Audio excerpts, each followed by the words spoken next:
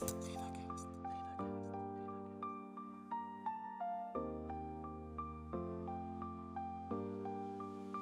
en fait, je pense qu'au business tout le temps. J'aime trop ça. C'est une passion, en fait. C'est pas forcément.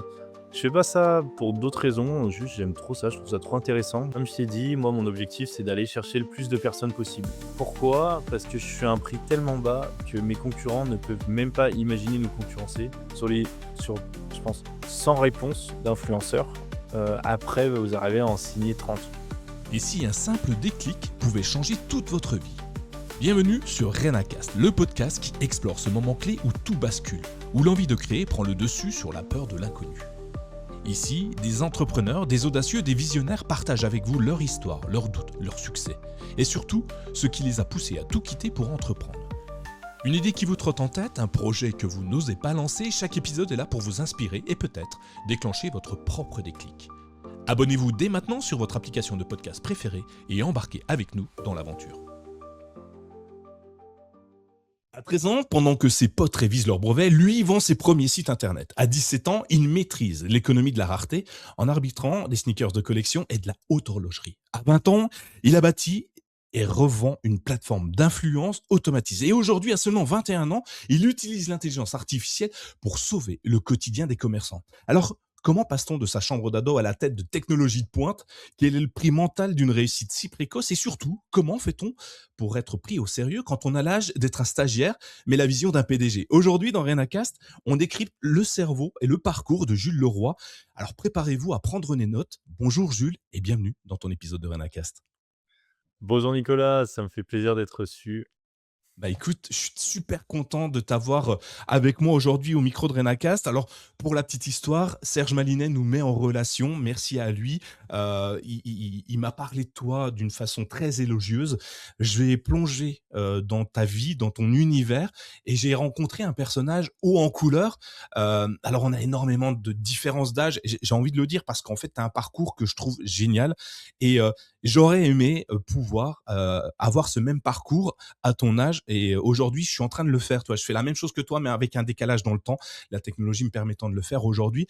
Moi, j'ai cherché plein d'informations, j'ai trouvé plein de trucs sur toi, mais j'ai l'impression vraiment de te connaître, ce qui est peut-être pas encore le cas de nos auditeurs. Alors, est-ce que tu veux te présenter à eux? Bien sûr, donc moi c'est Jules Leroy, je suis encore étudiant à l'ECAM, donc une école d'ingénieur. C'est d'ailleurs là que j'ai rencontré Serge et c'est un grand merci à lui parce que c'est en partie grâce à lui que je me suis lancé dans l'entrepreneuriat et le lancement de ma première vraie entreprise qui était un fluo. Et du coup, en parallèle de mon parcours d'ingénieur, j'ai lancé plusieurs boîtes, que vous découvrirez peut-être plus tard, que ce soit dans le textile, puis dans le milieu de l'influence et maintenant avec les restaurants, avec la digitalisation et les automatisations IA. Ouais, beaucoup, beaucoup de choses. À seulement 20 ans, tu as derrière toi trois, quatre boîtes et je trouve ça hyper intéressant de se dire que l'âge n'a pas d'importance. Seule l'ambition, l'envie de réussir peut faire évoluer quelqu'un, grandir quelqu'un. Alors, on va commencer par un truc tout simple. Quand je t'ai eu au téléphone, tu m'as dit, bah moi, à 13 ans, je vendais des sites internet. Je fais: «O OK, super, mais tu as 13 ans, tu pas censé pouvoir légalement, créer une entreprise, vendre du contenu, co et encore moins, gagner de l'argent». Comment tu fais, à 13 ans pour te lancer? Quelle est l'idée qui te vient en tête et pourquoi tu le fais, aussitôt et aussi fort? Alors pourquoi? Déjà, donc ça devait être à peu près en 2017-2018. J'avais vu des vidéos sur YouTube parce que moi je traîne énormément sur YouTube. Quand j'étais petit, je jouais énormément aux jeux vidéo, donc YouTube, j'étais très familier avec ça. Et pour en revenir au site internet, j'ai appris à développer des sites sur Shopify au début, des boutiques e-commerce, grâce à Yomi Denzel, entre guillemets et d'autres personnes. Puis après, je suis passé sur Wix pour faire des landing pages, tout ça, je me suis entraîné pour moi. J'avais fait, une petite boutique e-commerce, avec des porte-clés de sneakers. En gros, c'était une petite paire, sur un porte-clés et je me suis dit: «Mais pourquoi pas commercialiser ça?» parce que, moi, j'ai regardé beaucoup de dessins animés en anglais quand j'étais petit, donc YouTube anglais et le YouTube anglais, l'avantage, c'est qu'ils sont hyper ouverts d'esprit. Moi, je suis passionné par les États-Unis, la mentalité, West Coast, on va dire et donc je me suis, lancé dans cette activité avec mon oncle en premier qui fait sellier lui sur Genève. Donc j'ai fait son premier site internet. Puis après, je suis passé sur le site de ma marraine, qui est, physiothérapeute, à Genève aussi. Et ensuite, bah, je suis passé sur mon cousin, qui avait une agence immobilière. Puis j'ai fait, mon autre cousin qui a lancé une marque de thé. Après, je suis alors là, c'est là que j'ai commencé la prospection. On est passé, c'est très compliqué à cet âge-là parce que, je sais pas si vous imaginez, mais voir quelqu'un qui a 14, 15 ans, venir toquer chez vous, c'est pas simple. J'ai pris que des refus, les gens me prenaient pas au sérieux, même les potes de mon père, qui avaient des restos, à chaque fois j'essayais d'y aller, je leur présentais, je leur disais: «Bah, moi je fais des sites internet». «Super, ouais, très bien, tu reviendras dans 6 mois». Je revenais, toujours pas intéressé. Et donc un jour, un de mes amis du volley, parce que j'ai fait beaucoup de volley, durant mon enfance, me dit, «Ma belle-mère, est, psychologue à Sainte-Foy et cherche un site internet». Donc là, je me suis dit: «Jackpot, un client qui vient à moi». Et donc c'est un peu comme ça que j'ai commencé la prospection, ouais. C'est beaucoup de choses, alors, il y a 2 informations hyper intéressantes dans ce que tu dis. Au-delà de l'âge, auquel tu lances le truc, et je vois parfaitement les jeunes d'aujourd'hui même, j'ai un enfant qui est un peu plus jeune, mais, qui est déjà très passionné par la création de contenu, que ça soit de l'audiovisuel, du site web, de la 3D, enfin peu importe. Je me dis qu'effectivement, il pourra se retrouver dans le même cas que toi et la première chose que je trouve hyper intéressant, c'est de traiter avec son premier cercle. Ce que tu fais finalement, c'est ton entourage proche qui t'amène tes premiers clients. Et comment ils le prennent eux? Comment ils tu leur vends? Parce que vendre à ses parents, à sa famille, à ses amis, c'est toujours un peu compliqué, en tout cas pour moi, parce que je me dis que si je me loupe, je vais décevoir les gens les plus proches de moi, ceux qui m'apprécient le plus. Et dans ma pensée perso, alors je suis sûr que je suis pas le seul, c'est pour ça que je te pose la question, ça me pose vraiment la question de me dire: «Ouais, mais je vais peut-être perdre les gens qui ont le plus confiance en moi». Comment tu fais pour le gérer ça? Pour gérer les gens, alors en fait, très simple, moi qu'est-ce que je faisais? Les abonnements Wix à l'époque, ils étaient à 120 €. Donc Wix, c'est pour 10 € par mois, tu publies un site avec hébergement et nom de domaine. Déjà, ça enlève beaucoup de problèmes ça, quand tu as 14 ans. Pour publier un site sur un VPS, c'est l'enfer, donc tu ne peux pas, c'est très compliqué. Donc je faisais le site et j'achetais des templates. Les OK, templates, donc après tu avais juste à les remplacer, bah, tous les champs, que ce soit du texte, des images. Je demandais, bah, au début à mon oncle, ma marraine, des photos du garage, des photos du cabinet, des photos de l'équipe, voilà, tout ça. Il y avait pas de ChatGPT, donc alors là, laisse tomber. Moi, l'orthographe, c'est une catastrophe. Donc bah, je suis dyslexique, tout ça, donc c'est un peu compliqué. Je faisais n'importe quoi, donc c'est pour ça que je demandais à ma marraine, à mon oncle de tout écrire bien sur un Word. Moi, je copiais-collais et ça s'arrêtait là. Hem Et pour la petite anecdote, moi, à chaque fois, j'arrivais pas à écrire accueil, donc sur tous les sites, il y avait une erreur parce que c'était un des seuls trucs qui était pas écrit sur le Word et je mettais, 1 C, 2 C, le U avant le E, oh là là, n'importe quoi. Et du coup, tout ça pour en revenir au fait que, bah, du coup, les abonnements, c'était 120 € et moi, je facturais 300 € environ pour le développement du site. Quand je OK. dis je facturais pas sur une entreprise, mais voilà. OK. Donc tu fais un x2, finalement sur le produit que tu proposes. Hem et justement, tiens, tu me parles de mauvais en orthographe, en grammaire, enfin, tu es dyslexique. Ça m'intéresse beaucoup, c'est mon cas, je le dis à tout le monde dans tous les épisodes, aujourd'hui, on en parle pas mal parce qu'enfin c'est compris correctement et je trouve ça intéressant parce que, pour moi, avoir ce défaut de fabrication, hein, si on peut l'appeler comme ça, ça oblige les gens à s'améliorer, à devenir différents, à utiliser leur cerveau autrement. Est-ce que c'est pas ça justement qui t'a donné envie d'aller directement sur du site web? Donc ne pas, discuter directement, enfin ne pas écrire directement aux gens, mais créer quelque chose derrière un écran, c'est plus simple, c'est plus rassurant. Comment tu gères le fait de, tu vois, le accueil, tu vois, je te rejoins tout de suite. Moi, le E arrive avant le U ou après le I. Enfin bref, je le mélange aussi. Je suis comme toi, même encore aujourd'hui, alors que je sais que je fais la faute, mais mes doigts tapent plus vite que mon cerveau ne réfléchit. Comment tu fais pour gérer ça? Est-ce que c'est le site internet qui t'a permis justement de t'épanouir en te mettant derrière un écran, en allant voir ta famille qui te font confiance? Est-ce que tout ça, c'est pas ton cerveau qui est je vais être méchant, hein, tu sais, qui est dérangé, qui te permet justement de créer tout ça?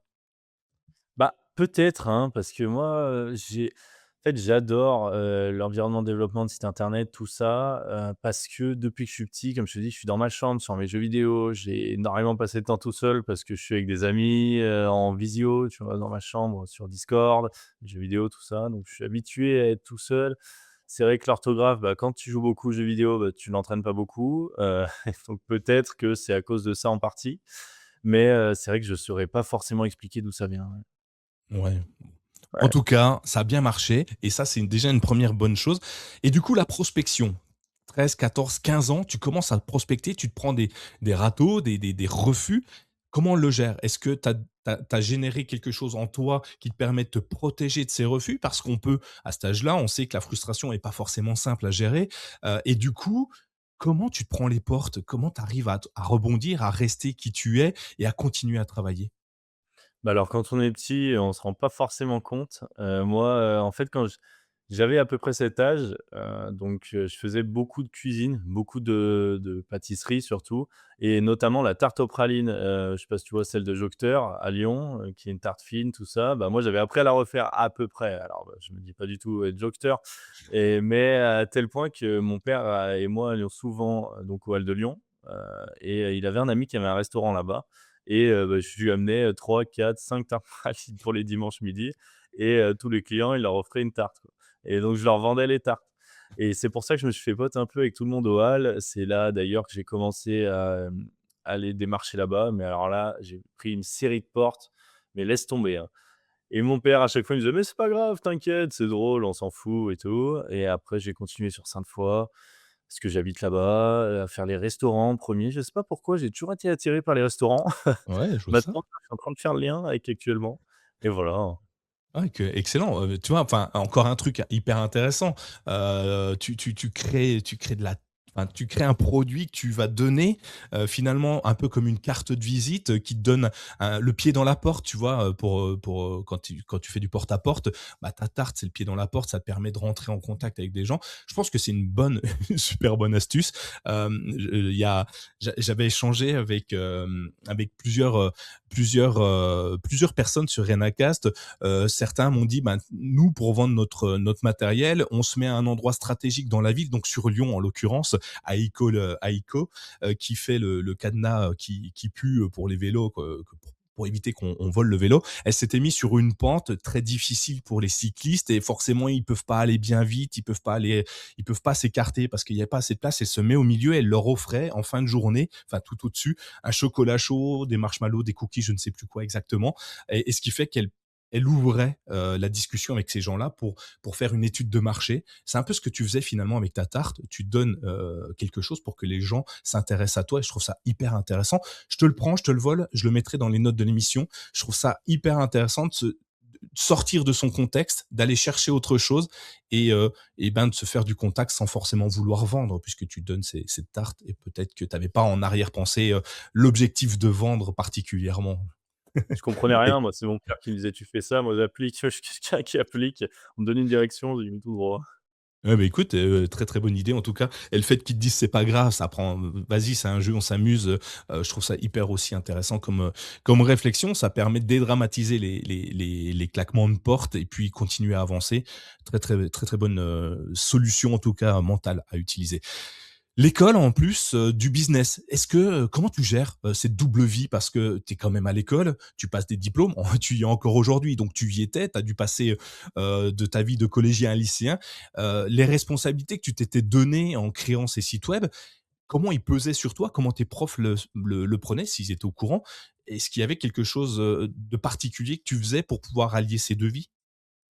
Bah, alors au collège, lycée, parce que quand je dis collège, c'est vraiment fin du collège, hein, mais Mmh. lycée, c'est vrai que, bah, je pensais qu'à ça, en fait. Moi, à la base, je voulais monter une boutique de dropshipping et faire comme tous ces Américains. J'ai jamais réussi, donc voilà, ça, il y a pas trop de secrets, c'est très compliqué. Il faut avoir beaucoup de budget en ads et quand on est petit, ça marche pas.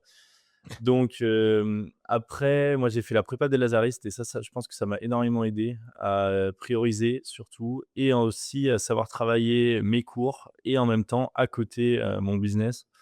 La prépa, pour moi, c'est une des meilleures choses qui puisse m'arriver, c'est un truc de fou pour moi, se faire éclater dans tous les sens, avoir des cols, on m'achetait des craies, des brosses, «Monsieur le roi, vous êtes nul, vous sortez, je fais foutre dehors». Bon, c'est comme ça, hein, moi, en fait, au bout d'un moment, je prends plus les choses à cœur et je voyais, il y a des gens qui sortaient de colle en pleurs, tout ça. L'école, si tout le monde connaît, je sais pas. Mais en fait, vous êtes dans une salle avec des tableaux de partout sur les murs en groupe de 3. Il y a 3 murs, 3 tableaux et chacun sur un tableau et un prof au milieu qui tourne entre les tableaux, qui vous donne des exos en live, des questions de cours en live et si vous mettez un «et» dans une démonstration de maths au lieu d'un quart, vous prenez une brosse dans la tronche ou une craie. Voilà, c'est très sympa. Samedi matin, DS et moi, en fait, je pense qu'au business tout le temps. J'aime trop ça. C'est une passion, en fait. C'est pas forcément, je fais pas ça pour d'autres raisons, juste j'aime trop ça. Je trouve ça trop intéressant. J'adore les biographies d'entrepreneurs et donc de mon temps libre, j'étudiais ça en même temps que les jeux vidéo, ouais. OK, en même temps que les jeux vidéo et les cours, étonnant. Hem, tu fais ton site web, mais dans la foulée, tu me dis ensuite que tu vas passer du virtuel au physique, l'achat-revente de sneakers, de montres de luxe. Alors peut-être en même temps, peut-être pas. Comment on fait? À un moment donné, faire un site web, ça coûte rien, tu l'as dit, hein, c'est 100 balles. C'est encore moins cher, je pense, aujourd'hui. Tu parlais de Whisk, tu parlais de non pas de Whisk, de Wish, pardon, non, c'est lequel de la plateforme? Wix, pardon, mais j'ai rajouté une lettre à chaque fois, de Wix. Donc ça existe toujours, c'est toujours pas très cher. Shopify, c'est toujours très simple, c'est toujours pas très cher non plus. Donc ça, c'est facile. Tu as peu d'investissement au départ. Et toi, tu décides d'aller, peut-être à cause de l'idée de dropshipping que tu avais en tête, d'aller dans le physique et en te lançant dans les sneakers et dans les montres de luxe. Heu, Comment on fait? Et il faut du budget cette fois et tu pas plus de budget si, peut-être un peu? Bah, alors si, là, c'est mon grand-père qui m'a aidé. Il m'a donné, de l'argent pour me lancer dans les sneakers parce que comme vous devez sûrement savoir, c'est quelque chose qui coûte très cher. Moi, je faisais de l'achat-revente. J'avais du coup codé un bot, qui me permettait d'être alerté sur tous les drops. En fait, j'avais un bot Discord avec des webhooks pour faire très simple. C'est, Mmh. donc un peu un hameçon, du web qui va prendre toutes les informations, les mettre à un endroit et synthétiser. Il y avait pas d'IA encore, mais voilà, ça se passait comme ça et donc j'avais des notifications, une trentaine, quarantaine par jour de tous les drops qui arrivaient dans la semaine. Après, bah, moi, je me faisais mon petit calendrier, je participais dessus et j'avais des amis qui avaient, codé un robot qui nous permettait de faire 20 participations au lieu d'une. Donc ça nous augmentait énormément nos chances et voilà, après je revendais ça, soit sur Vinted, parce que c'était le début, il y avait pas d'arnaque, mais surtout sur StockX aussi, qui est une plateforme sur laquelle vous pouvez un peu comme un stock exchange, mais pour les chaussures, quoi. Vous pouvez acheter, vendre, directement en 2 clics. Génial. Donc du coup, tu consommes de la chaussure toi personnellement ou tu as vu qu'il y avait un marché à faire? Alors pour les sneakers, hein, pour ceux qui savent pas, c'est des baskets, hein, ni plus ni moins, hein. On va faire simple parce que j'ai dit à une personne: «Ah bah tiens, je vais voir Jules, il a acheté et vendu des sneakers». Je fais: «Mais les barres chocolatées?» Je fais: «Non, rien à voir. Tu gagnes beaucoup moins d'argent avec les barres chocolatées». Et comment enfin, c'est une passion aussi ou tu as juste vu le business à se faire? Non, non, non, carrément, c'était une passion, parce que moi, en fait, j'ai voyagé plusieurs fois aux États-Unis avec mon père et là-bas, il y a des magasins de fous, c'est exceptionnel. Je dis mon père parce que mes parents sont séparés depuis que j'ai 10 ans et donc c'est vrai que, bah, c'était surtout avec lui que j'allais aux États-Unis. On allait souvent à Los Angeles, West Coast surtout et c'est vrai que là-bas, bah, c'est la passion, des sneakers, la passion des innovations, tout ça et je trouvais ça hyper intéressant donc de voir les sneakers, tout cet environnement. Je me suis pris de passion et après j'ai commencé l'achat-revente, apprendre à en parler à mon grand-père, tout ça. Très intéressant. Très intéressant. Mais tu sais coder? Puisque tu me dis que tu codes un bot sur, Discord. Tu as appris à coder à l'école ou pareil en autodidacte avec YouTube? Et ben avec YouTube encore. C'est ça, ouais, Ouais, c'est toujours fou ça. YouTube. C'est presque, le meilleur prof que tu aies eu finalement. Mais complètement, parce qu'à l'époque, bah, il y avait pas d'IA, fallait chercher les informations par nous-mêmes, donc Reddit, GitHub, et YouTube en majorité. Le YouTube français, il y avait pas beaucoup de contenu, donc là, heureusement qu'il y avait le YouTube US et eux, c'est vrai qu'ils font tout en avance, donc il y a tout, quand nous, en France, on commençait à voir les alertes, on se dit: «Tiens, je vais faire ça», eux, ils l'ont fait 5 ans avant, donc Ouais, Voilà. mais c'est hyper intéressant. Moi, j'en parle beaucoup, j'ai un problème, alors c'est pas un problème avec l'école, j'ai un problème avec les programmes scolaires qu'on peut avoir en France, où on apprend des métiers qui sont déjà morts la plupart du temps. On nous prépare à quelque chose qui n'existera plus et on a du mal à se projeter dans l'avenir, avec des nouveaux outils. Alors que YouTube, lui, il est, comme tu le dis, très en avance sur plein de choses. Alors il y a pas que YouTube, il y a plein de plateformes évidemment qui peuvent parler de ça. J'ai échangé, tiens, j'ai enregistré juste avant toi avec Wilfried Granier, le PDG, le créateur de Superprof, la plateforme qui met en relation les professeurs privés pour apprendre tout et n'importe quoi. Il m'explique comment ils réfléchissent, comment ils ont besoin. Donc, je vous inviterai à écouter l'épisode enfin, juste avant. Donc, ceux qui l'ont pas écouté, c'est l'épisode juste avant toi. Et tout ça, on peut l'apprendre tout seul et on l'apprend bien, si on est accompagné, on peut sur YouTube, sur TikTok. Alors j'aime pas TikTok, mais même sur cette plateforme, il y a quand même des personnalités, des personnages qui sont hyper intéressants, qui t'apportent des solutions, des facilités de créer des fonctionnalités, des outils, des logiciels et comme tu le dis depuis tout à l'heure, il y avait pas encore l'IA, mais maintenant elle y est, ça décuple encore tes possibilités. Moi, je trouve ça génial. Donc ta meilleure école, c'est YouTube, c'est internet et ça te permet de coder et tu codes en quoi à ce moment-là? Ah bah, HTML, CSS, alors franchement, c'était vraiment les bases et moi, grâce à Wix, c'était une solution no code, donc j'ai pas trop fait ça, Ouais, et après, bah, voilà. c'est déjà bien. Donc on peut apprendre du HTML, CSS, on peut revendre du site web, on peut créer des bots, on peut faire et tu fais la même chose pour, l'horlogerie de luxe? Ah bah, alors oui, du coup, je suis passé ensuite des sneakers à l'horlogerie. Moi, j'adore les montres, je suis passionné depuis que je suis petit, en fait, parce que, j'ai la chance dans ma famille d'avoir de belles montres. Donc, j'ai pu, voir ça dès petit, ça m'a passionné et au début, bah, je voyais ça comme un truc qu'on porte au poignet, pas forcément intéressant, qui est jaune, gris, ou parfois qui a des couleurs un peu extravagantes. Mais, c'est vrai que quand on se penche un peu plus dessus, c'est passionnant. Vu que j'ai un aspect un peu technique et que mon côté, d'horlogerie de d'ingénieur, pardon, l'horlogerie, bah, tout de suite ça colle, avec l'automobile surtout. Moi, ma plus grande passion, c'est l'automobile. Je me suis un peu pris de passion pour ça et avec, bah, le tout l'argent que j'avais réussi à mettre de côté, j'ai acheté une première montre, puis après je l'ai revendue, une deuxième, troisième, jusqu'à une, trentaine, quarantaine et je suis Énorme. passionné de ça. Et donc tu en fais un business également? Tu gagnes de l'argent ou c'est plus un passe-temps, qui te permet, en revendant une, d'en acheter une meilleure, une différente, une que tu n'avais encore jamais vue ou jamais touchée? Exactement, donc moi, en fait, je suis un peu dans la compétition tout le temps. Donc, c'est-à-dire que j'aime bien, passer, d'une montre un peu sympa au début à, une très grosse montre par la suite. C'est un peu l'objectif et après je me fais un peu une roadmap pour y aller et pour moi, avoir des montres intermédiaires, c'est juste des étapes sur, l'échelle, quoi, pour Et arriver en haut. c'est laquelle que tu vises aujourd'hui? Moi, je suis passionné par la Rolex Daytona Le Mans, les dernières.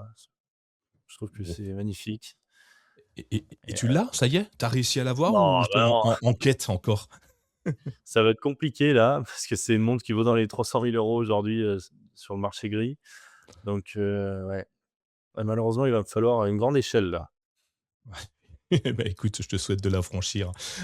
Qu'est-ce que ça t'a appris, qu'est-ce que ces marchés de niche t'ont appris sur, la psychologie humaine et le concept de valeur perçue? Parce que une paire de chaussures, je le dis souvent, ça reste des chaussures. Ça te permet de marcher et puis pas de te faire mal aux pieds. Une montre, ça te donne l'heure, qu'elle vale, 10 € une flic-flac ou, une Daytona qui vaut 300 000 €. Au final, elle te donne l'heure et peut-être les phases de lune. Allez, soyons fous. Qu'est-ce que ça t'a appris toi sur tout ça, sur la valeur humaine, sur la valeur perçue, sur, la psychologie? Bah, alors pour moi, quand j'étais petit, je voyais quelqu'un avec une Ferrari et une Rolex, je me disais: «Waouh, lui, il est vraiment en place, franchement, je veux être comme ça dans la vie». Après, j'ai eu la chance de faire un stage chez Ferrari à Genève, j'ai compris qu'en fait, les gens qui possèdent une Ferrari, 70 c'est des leasing déjà. Donc c'était pas forcément l'image que je me donnais. Je me disais: «Putain, pour avoir une Ferrari, il faut être un entrepreneur qui réussit, tout ça». Mais on se rend compte que c'est un peu plus accessible et qu'il y en a parfois qui montrent, beaucoup plus que ceux qui ont et qui essaient de se cacher et typiquement, mettre une grosse montre pour un rendez-vous, on peut se dire: «Ah ouais, c'est bien, le mec il me prend au sérieux, je suis jeune». Mais pour moi, si on met une grosse montre, on va être pris par rapport à la personne qui est en face de vous.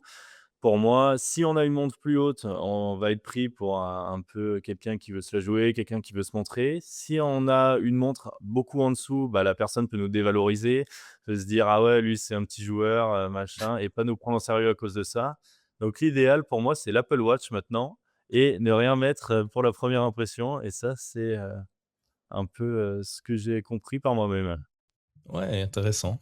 Tu vois, il y a beaucoup qui, vont en réunion d'affaires avec un gros costard bien cher, une belle montre bien lourde, pour montrer leur réussite. Mais, tu as peut-être raison effectivement, ne pas se positionner au-dessus de son interlocuteur, ça peut être intéressant. Hem, alors moi je suis pas Apple Watch, hein, forcément j'aime les montres et l'Apple Watch je l'aime pas du tout. J'ai essayé, je déteste le fait d'avoir mes notifications en permanence. J'ai l'impression d'avoir un fil à la patte qui m'empêche d'avancer, qui me brouille ma réflexion en permanence et qui est toujours là pour me dire: «Hé, regarde-moi, regarde-moi, j'ai un truc à te dire» et du coup, ben, je perds mon fil de discussion, je perds pas mal de choses. Du coup, je te la laisse l'Apple Watch, cadeau. Bah, tu vois, j'en mets pas, donc moi, je mets aucune montre pour les rendez-vous.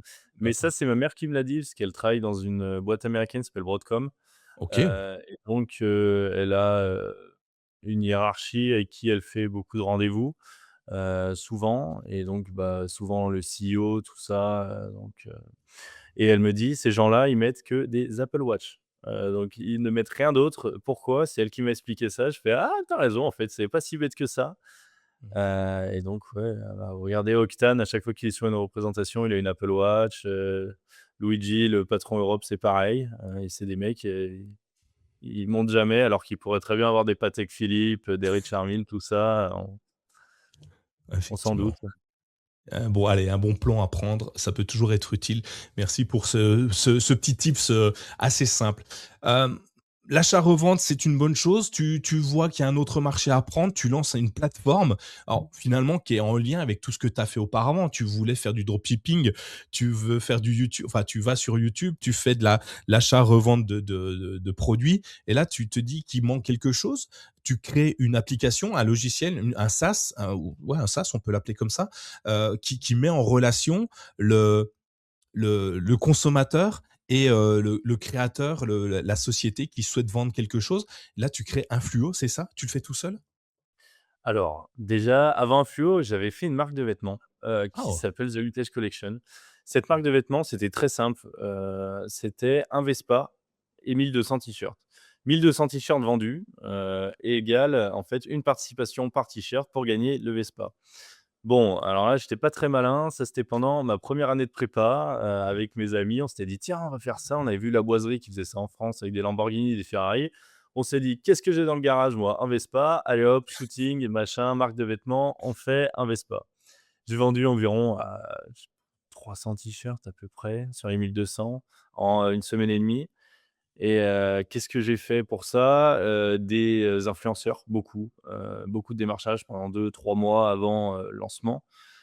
Pourquoi on s'est arrêté à 300 t-shirts et pas 1 200? Parce qu'on a pris, en fait, on était sur une micro-entreprise, de mon ami Axel. Et le problème, c'est qu'Axel a reçu une lettre de Vespa parce qu'on était très malins. À l'avant, il y avait un Vespa et qu'est-ce qu'il y avait dessus? Le logo, voilà, super. Donc ouais, quand vous faites des publicités sur Facebook avec le logo d'une marque sur votre t-shirt, ça passe moyen et donc bah, ils sont hyper réactifs les mecs. Je pense qu'ils doivent avoir une équipe dédiée à ça et en 2 semaines, on a reçu une lettre, quoi. ouais et donc ça met fin au truc, mais ce qui est intéressant, c'est comment vous l'avez lancé? Pourquoi vous avez lancé une marque de vêtements? C'est quoi l'intérêt, de lancer pour toi une marque de vêtements? Et puis, lancer une marque de vêtements, tu fais pas partie de la haute couture, tu fais pas partie non Ouais, plus non. du prêt-à-porter, donc il faut trouver quelqu'un qui fabrique les vêtements, quelqu'un qui les conçoit, l'assemblage, ensuite il faut les vendre, il faut les empaqueter, il faut faire le site web pour les commandes. Enfin bref, comment tu fais tout ça? Vous êtes 2 donc si je comprends bien, vous vous êtes répartis les tâches. Comment vous avez organisé tout ça et d'où vient cette idée finalement? Bah, alors les week-ends, on se voyait, on planifiait tout et surtout la semaine. En fait, nous, on n'avait jamais cours les jeudis après-midi et les Ouais. jeudis après-midi et surtout les après-midi, donc à la place en prépa des cours de français, des cours d'anglais, parfois des cours de sciences de l'ingénieur, où on avait, des cours et pas des travaux dirigés où on fait des exercices et tout ça. Bah, nous, on n'y allait pas. Heu On était lui, il avait un appartement, c'est marrant parce qu'on sort de l'Ecam, il avait l'appartement à la sortie et Mmh. donc dedans, on avait fait un peu notre labo. Les t-shirts, on les faisait pas nous-mêmes, on les faisait à l'atelier du quai à Lyon, dans le 6e. Donc on passait les commandes, quoi. On avait les et commandes sur le site internet, on arrivait à la boutique, on envoyait notre commande, print on demand. De l'après-midi, on avait le t-shirt. Les packaging, on avait tout commandé sur Alibaba, custom, et voilà. D'accord, alors ça a l'air très simple dit comme ça, mais il y en a plein qui veulent lancer des marques de vêtements et qui n'y arrivent pas. Parce que, bon, tu trouves le contact pour créer le vêtement, comment tu y vas? Est-ce que n'importe qui peut y aller? Moi, je veux imprimer une dizaine de vêtements, ils sont OK pour moi ou, il faut leur promettre un certain nombre de ventes? Tu vois, toutes ces questions qu'on se pose en se disant: «Quel budget j'ai besoin pour lancer ma marque de fringues?» Ça peut être un t-shirt, ça peut être n'importe quoi, mais à un moment, il faut ça se réfléchit le business plan, on n'y va pas juste en se disant: «Ouais, ça va être facile, on verra après». Bon là, en l'occurrence, vous avez vu après, il manquait juste un petit truc, les droits, mais tout le reste, vous l'avez fait. Ça a pas marché parce que vous avez pas les droits, mais finalement, ça aurait pu très bien marcher si vous aviez pensé un peu autrement le truc et aujourd'hui, tu ce serait peut-être une marque, hyper reconnue, sur le marché. Comment tu y vas? Tu tapes à la porte du fabricant, tu dis: «Hey, je veux faire des t-shirts». Quel prix on met de vente du t-shirt? Parce que si tu vends 300-1 200 t-shirts et que tu as filé un Vespa, finalement, est-ce que tu as gagné de l'argent? Parce que faut le fabriquer, il faut le vendre. Le Vespa, combien il coûte? Enfin, toutes ces questions que je me pose là, vous vous les êtes posées, vous? Ah bah, oui, bien sûr, on avait tout mis sur un Excel. Moi, je suis un fan d'Excel, je passe, mes nuits sur Excel. Alors, je sais pas pourquoi, mais passé 23 heures, j'ai mon cerveau qui se réveille et j'ai envie de faire des Excel. Donc je fais des colonnes, des calculs, je calcule tout, des trucs qui ont rien à voir, voilà, je me lance sur Excel, c'est un peu, la lubie, nocturne. Et ouais, bien sûr, vous pouvez aller comme vous voulez dans ce genre d'atelier. En fait, c'est des boutiques à la base de sérigraphie, mais nous, on faisait, de l'impression textile, donc ça nous permet de faire des toutes petites productions. Vous donnez un format HTML, non, un format, photo que vous envoyez par mail. Ils le récupèrent et ensuite, ils l'impriment directement face avant, face arrière. Pour me rappeler à peu près, je crois que ça coûtait dans l'ordre de 17 € avec le t-shirt parce qu'on était vraiment sur un grammage très lourd. On voulait une bonne qualité, voilà. On était sur Stanley et Stella pour, le textile, qu'on achète et après on mettait nos étiquettes, tout ça. Mais on était sur l'ordre de 17 €, ouais, avec nos calculs sur 1 200, t-shirts vendus, un Vespa, bah, c'était largement rentable et l'objectif, c'était pas non plus de faire une trop grosse production, mais plutôt d'embarquer tout le monde dans un premier concours, quoi. OK et vous arrêtez, donc là, ça vous fait mal? Vous changez pas de style? Vous dites pas: «Tiens, au lieu de mettre Vespa, on va mettre autre chose et on va continuer quand même»? Eh ben non, non, non, c'est marrant parce que là, en fait, on a lancé le concours, fin mai, et donc juin, juillet. Juin, on était en cours. Nous, on avait tous les partiels, les examens. En fait, ça se corsait un peu parce qu'ils nous préparaient pour les concours de l'année suivante. Donc ils nous faisaient un peu des examens blancs, tout ça, on morflait et donc on a laissé un peu le projet de côté pendant 1 mois et demi, 2 mois, allez, on va dire jusqu'à fin juillet et après, en fait, vu qu'on était en vacances, on a un peu complètement oublié de relancer le projet, quoi, on va dire, Il est mort tout seul. OK, ouais, exactement. énorme, énorme. OK, non, mais c'est hyper intéressant. Donc en gros, je peux lancer ma propre marque, la marque Renacast. Je mets un peu de budget sur les influenceurs, c'est ça? C'est ce que comme ça que vous avez fait connaître la marque? Il y est même pas. Bah, comment tu fais alors pour faire connaître ta marque? Bah, alors moi, j'ai toujours compris que les micro-influenceurs, c'était un peu la clé et c'est pour ça qu'après j'ai monté une agence d'influenceurs qui s'est par la suite transformée en micro-influenceur. Et donc comment ça se passait? Bah, c'était tout simplement du gifting. Je prenais des gens qui avaient entre 50 000 100 000 abonnés. Pour les gros, bah, là typiquement, un gros youtubeur dans les voitures, lui, il m'a dit: «Bah non, je te prends pas un t-shirt, j'en veux 10». Je dis: «Comment ça 10 t-shirts?» Il dit: «Bah, pour introduction, machin».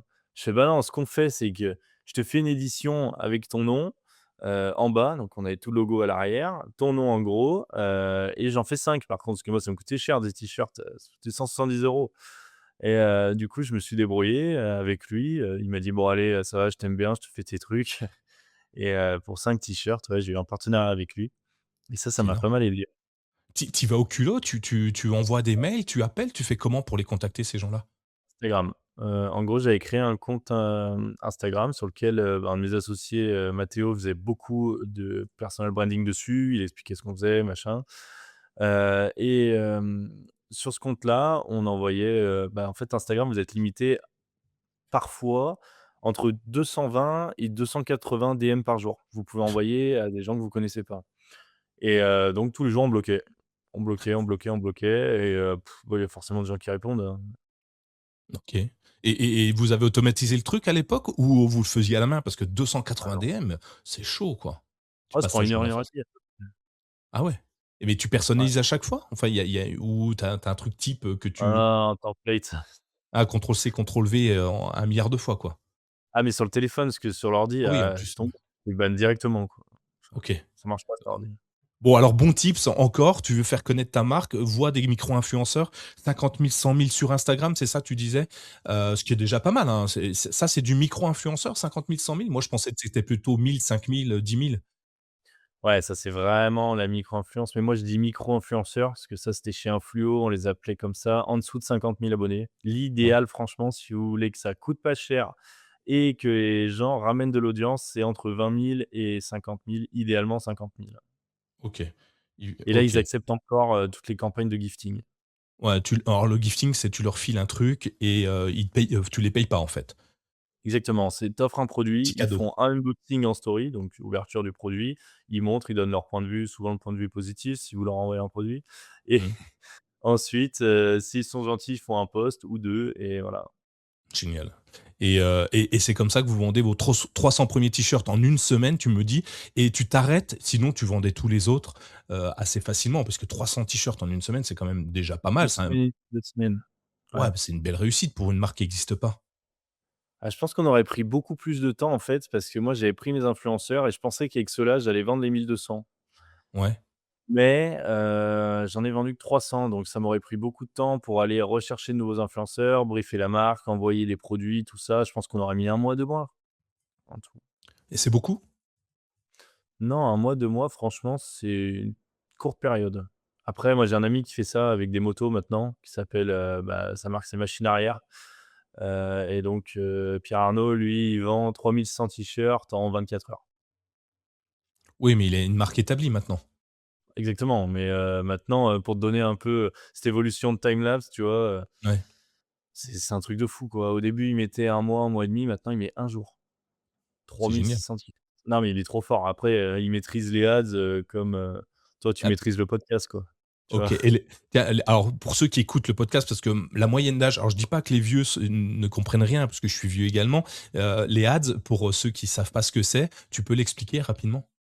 Exactement, c'est toutes les publicités, que ce soit sur Facebook, sur Google, TikTok. Donc vous allez faire une vidéo qui s'appelle une créative sur votre produit.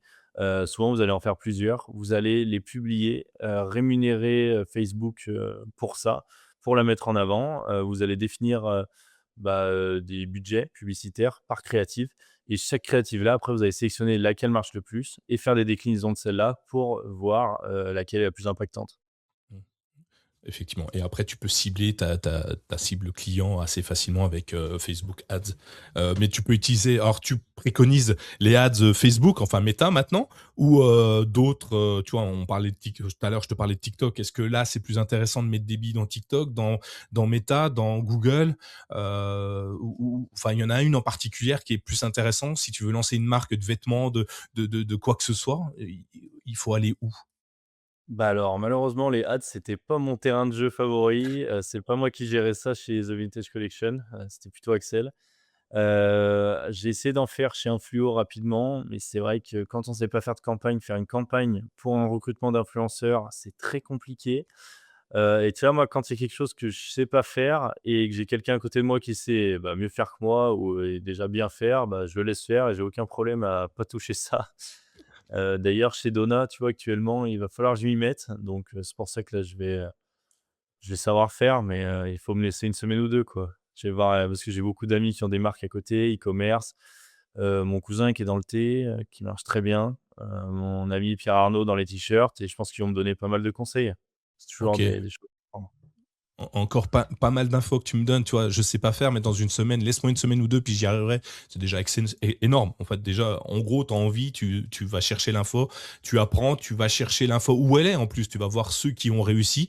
C'est un conseil qu'on peut donner à pas mal de monde d'ailleurs. On ne sait pas tous tout faire et heureusement, je dirais. Par contre, on peut apprendre si on a envie, il suffit d'aller poser les questions. Ce que je trouve génial et moi je le vois avec RenaCast, régulièrement, c'est qu'avant, j'osais pas poser la question, j'osais pas dire que je ne savais pas faire. Toi, tu y arrives super bien et je trouve que c'est tout à ton honneur parce que on ne peut pas tout savoir faire. Par contre, tu vas chercher les personnes qui sont capables de le faire, ceux qui maîtrisent le truc et puis, bah, quand tu auras vraiment besoin de le faire toi tout seul, bah, ce que tu viens de me dire, bah, tu vas l'apprendre et tu sais que c'est un métier, enfin, c'est quelque chose qui est important à travailler et tu vas chercher les bonnes personnes. Bravo, c'est ce qu'il faut faire. Ça va marcher, c'est sûr. Donc là, tu crées un fluo, ça y est, tu sais que l'influence, ça marche bien. Tu crées un fluo avec les mêmes potes que tu avais dans la micro ou tu dis, tiens, on va passer à d'autres et on va voir d'autres paysages. Alors très marrant ça et c'est grâce à Serge d'ailleurs que j'ai fait un fluo, que l'idée est venue dans ma tête. Serge Malinet, pour vous remettre un peu en contexte, c'est un de mes mentors que j'ai eu durant mon hackathon, il y a maintenant 1 an et demi à l'ECAM. Donc on a eu cette opportunité de faire le hackathon, 2025. Dans ce hackathon, pour la faire très rapide, on a 32 heures pour développer une startup. Donc on nous donne un thème, on fait une startup, à la fin on fait le pitch. On passe par le domaine du marketing, prospection, produit, mise en marché. Très intéressant et moi j'ai eu Serge pendant 32 heures, donc j'ai appris à connaître le personnage. Je l'adore, pour moi c'est un mec exceptionnel qui me donne, tout le temps des conseils, qui j'ai le moindre problème, j'appelle Serge. Je sais très bien qu'il me répondra et souvent des conseils de très grande qualité. Et donc il m'a éclairé, et moi à la sortie du hackathon, je me suis dit: «Putain, c'est ça que je veux faire, il faut que je remonte une boîte. Allez, on va s'activer là». J'étais avec Tom pendant mon projet d'hackathon et on s'est dit: «Tu sais ce qu'on fait? À l'ECAM, on a des cabines, donc dans notre école, où on peut, des cabines pour s'isoler, pour faire des visios de base. Donc vous avez 2 portes, vous les ouvrez, un siège de chaque côté, une table au milieu». Et donc, on s'est dit, c'était 10 heures du matin, on n'avait pas cours, de 10 heures jusqu'à 14 heures, on reprenait. On s'est dit: «Bah, écoute, c'est très simple ce qu'on va faire, on sort pas de la cabine tant qu'on n'a pas une idée de business». Voilà, donc je lui ai dit: «Vas-y, on fait ça, c'est marrant». On est resté jusqu'à 16 heures, on n'est pas allé au cours d'après et on a trouvé l'idée, hem, après, 5-6 heures, hein, quand même, hein, et on s'est dit: «Bah, les influenceurs, ça marchait bien pour The Vintage Collection, on va faire ça. Directement en visio avec Serge, qu'est-ce que tu en penses? Serge: "Très bonne idée les gars, faites ça". Et ensuite on s'est lancé dans les influenceurs, puis micro-influenceurs et voilà. OK et comment on fait? Enfin, tu as l'idée donc vous brainstormez entre vous, vous balancez comment on brainstorm? On jette Ah des ouais. idées au visage de l'autre, on les dessine, on saute sur la table comme on peut le voir, on se prend un petit rail de Coca-Cola, comment on fait pour générer une idée comme ça en 6 heures? Ça c'est marrant, bah, Tom, moi j'ai l'avantage, c'est que c'est mon pote et lui, il a des idées qui partent dans tous les sens. Donc i de partout, le mec, il a des idées de business dans tous les sens, donc ça c'est hyper intéressant. Moi aussi. Qu'est-ce qu'on a fait? Bah, on s'est posé, sur Excel comme d'hab. On a mis déjà toutes les idées qui nous passent en tête. Ensuite, on a pris ChatGPT. On lui a dit: «Écoute, là, moi j'ai 6 idées de business», chacun de son côté, hein. Mmh. On n'a même pas parlé de ça, hein. On était en face, on faisait des trucs, petite musique tranquille, mais parlez pas. Ça, c'est important parce que sinon après on influence l'autre à penser un truc et voilà. Donc on cherche des idées, heu, on met dans ChatGPT, ChatGPT nous développe ça, on rajoute des idées qui nous passent par la tête, machin. Moi, j'ai une liste dans mon téléphone où j'ai une quarantaine d'idées de business, notées, de 1 à 100 avec des étoiles, tout ça, sur plein de critères. Parce que j'ai plein d'idées qui me viennent tout le temps en tête, mais bah, on peut pas tout faire, hein, on peut pas sauter à droite à gauche et donc bah, à la fin, on a lu, toutes nos idées, on a sélectionné 5. Parmi les 5, après, on s'est dit: «Bah, laquelle on fait, quoi?» Voilà, un C'est fluo. ça. Un fluo. Donc un fluo, c'est pour mettre en relation, pour automatiser les campagnes d'un micro-influenceur, qui permet donc, de lancer sa marque et de la promouvoir sur les réseaux. Et donc c'est ce que tu faisais déjà avec tes t-shirts finalement, que tu as rendu accessible au plus grand nombre pour des gens comme moi qui veuillent, lancer mon Renacast sur les réseaux. Je vais chez un fluo, je dis, «Je veux qu'on parle de moi» et vous m'accompagnez, vous m'accompagnez ou vous le faites, je sais pas, ou vous le faisiez puisque on va le voir un peu plus tard, l'histoire Influo a pris un chemin différent par la suite, mais hyper intéressant également. Vous, ouais, c'est ça, je clique, je mets tout ça dans le site et il se débrouille? À la base, alors là, c'est très marrant de parler de ça. On voulait faire une application. L'idée, application comme Fiverr. Fiverr, je ne sais pas si vous connaissez, vous pouvez engager des gens en freelance. Une Ouais. application pro où le pro s'installe, se met sur la marketplace, une application client sur laquelle le client va voir toutes les personnes qui sont inscrites dessus et payer des services à la tâche. Moi, je me suis dit: «C'est super». J'ai passé, une quarantaine d'heures en 2 jours sur Figma, j'ai fait que ça. J'ai fait un Figma avec, 50 écrans, un truc super détaillé, machin et je me suis dit: «Allez hop, on va sur Fiverr, on va chercher des devs, ils vont nous faire une appli». Parce qu'il y a 2 ans, il y avait pas Claude Code, il y avait rien, donc faire une appli mobile, impossible. Je fais des devis dans tous les sens. Avant Fiverr, je vois des 30 000 – 40 000 €. Je me dis: «Ouh là là, ça va être compliqué là». Donc je lance, sur Fiverr. Fiverr, je trouve un mec qui nous fait l'application. Il traînait donc d'abord, il a fait le front-end. Front-end, c'est tout ce que vous voyez. Base de données derrière, c'est un peu l'architecture et le back-end, c'est tout, vous cliquez sur quelque chose, ça fait telle action, ça, c'est le back-end. Il restait le back-end à la fin. Le mec a jamais su faire le back-end. À la fin, il a réussi à faire le back-end, sauf qu'après m'avoir facturé le front-end et la base de données, bah, c'est super, mais s'il n'arrive pas à le faire, bah, on n'a pas d'application, en fait. On Mmh. a juste un super visuel, interactif, mais avec quand même une base de données et très important. Et donc on n'a jamais réussi à faire cette application. Moi, en parallèle, je me laisse jamais faire. Donc c'est-à-dire que j'avais délégué l'application aux, développeurs, mais nous, à côté, on avait Lovable. Lovable, super application pour faire des sites qui est apparue en décembre en 2024. Et donc nous, on l'a eu, je dirais en mars 2025. Lovable, ça nous a permis de faire un premier site sur lequel il y avait tous nos profils. Après, j'ai pris la base de données qui était derrière, je l'ai branchée sur un deuxième site sur lequel le client pouvait s'inscrire. Ensuite, voir chaque fiche, les fiches des influenceurs, il y avait, bah, leur nom, description, taux d'engagement, plein de statistiques sur eux, hyper important. Donc ça demandait beaucoup de travail, tout ça, de connecter, les API. Une API, en gros, c'est, un tunnel depuis Instagram jusqu'à notre site pour capter en temps réel les variations, de chiffres et les statistiques. Ça permettait aux clients d'avoir des statistiques réelles, quoi. Super important. Sur tous les posts, tous les likes, les commentaires, les vues. Et donc on avait fait ça. Puis après, troisième e application, enfin un dernier dérivé sur lequel, le client s'inscrivait. Il pouvait ensuite voir les micro-influenceurs, les influenceurs.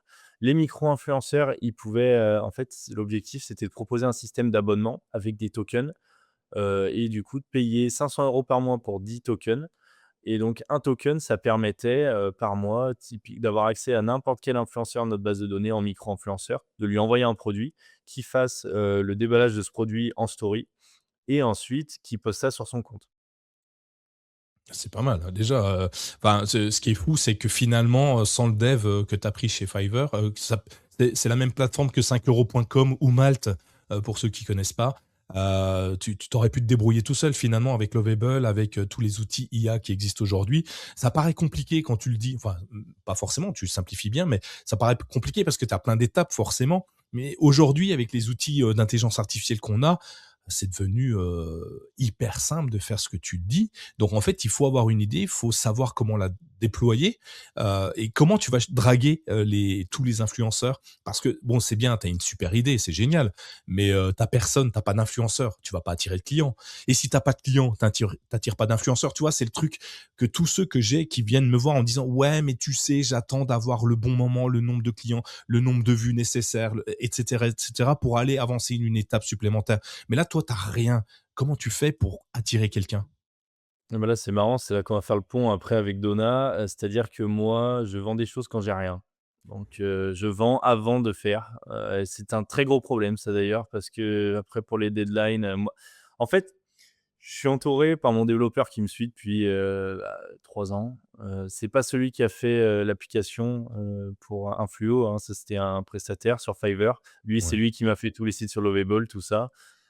Et ce mec-là, c'est simple, je sais qu'il sait à peu près tout faire. Donc moi, je vends tout, tout ce qui me passe par la tête. Et et donc, je me dis: «Je sais démarcher des influenceurs, je sais démarcher surtout des micro-influenceurs. Comment on commence pour cette plateforme?» Je me suis dit: «Si je vais aller chercher des marques, il faut qu'il y ait des influenceurs. Je vais chercher une marque, je dis que j'ai un super projet sans influenceurs, ça marche pas». Donc je me suis dit: «Jules, tu as 1 mois pour avoir 50 influenceurs». Donc c'est pas simple plutôt. Ouais. Qu'est-ce que je faisais? Nous, on avait le compte principal d'Influo Donc, The Vintage Collection, le compte Instagram où on avait tout notre contenu, toute notre audience, tout viré, un fluo et là je refais du personal branding, avec, mon contenu à moi. Tous les jours une vidéo où j'explique, ce qu'on a fait aujourd'hui. Je fais une centaine de vidéos à peu près, je pense. Et donc comme ça apportait de la preuve. Les mecs, ils voyaient le compte, ils disaient: «Ah ouais, c'est pas un robot, voilà, tu vois, il est bien». Tous les jours, je bloquais le compte à 300 DM, tous les jours. Les mecs, ils répondaient, machin et je me suis dit: «Mais attends, mais j'en ai marre de faire ce boulot, ça me prend 2 heures, c'est trop chiant, quoi». Après de répondre aux mecs, parce que vous envoyez 300 DM, par mois, ça doit faire 10 000 DM. Ah, vous avez quand même des réponses, hein.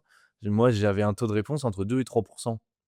C'est-à-dire sur 300, vous avez 10 personnes qui répondent, parce qu'après, il faut entretenir la conversation, prévoir une visio, tout ça. Ouh là, je me suis dit: «Laisse tomber Jules, tu vas te tuer là». Et donc, j'ai demandé à Elias, Elias, c'est mon développeur, je lui ai dit: «Comment on peut automatiser ça?» Il m'a dit: «Bah, ce qu'on va faire, c'est très simple. Je vais, te faire, un serveur sur lequel il va y avoir, une dizaine de comptes Instagram, Jules.fluo, Elias.fluo, Charles.fluo, tous mes associés.fluo quoi, avec d'autres gens, alors on a rajouté ce qui marchait le top, c'était le nom d'une fille.fluo. Alors là, vous aviez, 2 fois plus de taux de réponse, Léa.fluo, Claire.fluo, ça c'était le top et donc ils répondent beaucoup plus les gens, même s'il y a rien dessus en description, mais juste, équipe marketing arobase @influo, ça redirige vers le compte et comme ça les gens ils se disent: «Bon OK». Et là, un petit DM très court, important, très court et les gens répondaient et Elias m'a codé un bot donc sur lequel on avait une interface où je me connectais sur l'ordi, c'est un site quoi qui tournait sur un VPS. Un VPS, c'est un serveur et sur ce site-là, on pouvait brancher les comptes Instagram. Ça marchait avec un Chromium. Un Chromium, en fait, vous pouvez pas faire de bot sur Instagram, ti à proprement parler, vous pouvez faire des Chromium. Des Chromium, ça va prendre votre interface Google Chrome et ça va simuler une action avec une souris. Donc cette action-là, bah, c'est indétectable. À part ça vient de la même IP, mais après ça c'est compliqué, il faut mettre, d'autres trucs, voilà, pour, faire genre, que les 10 comptes sont à 10 endroits différents et donc vous pouvez envoyer, des centaines, des milliers de messages par jour et nous, c'est ce qu'on a fait, après c'était compliqué pour répondre à tous les messages, mais bah, on a réussi parce qu'en vrai, sur je pense 100 réponses d'influenceurs, après vous arrivez à en signer 30, 40.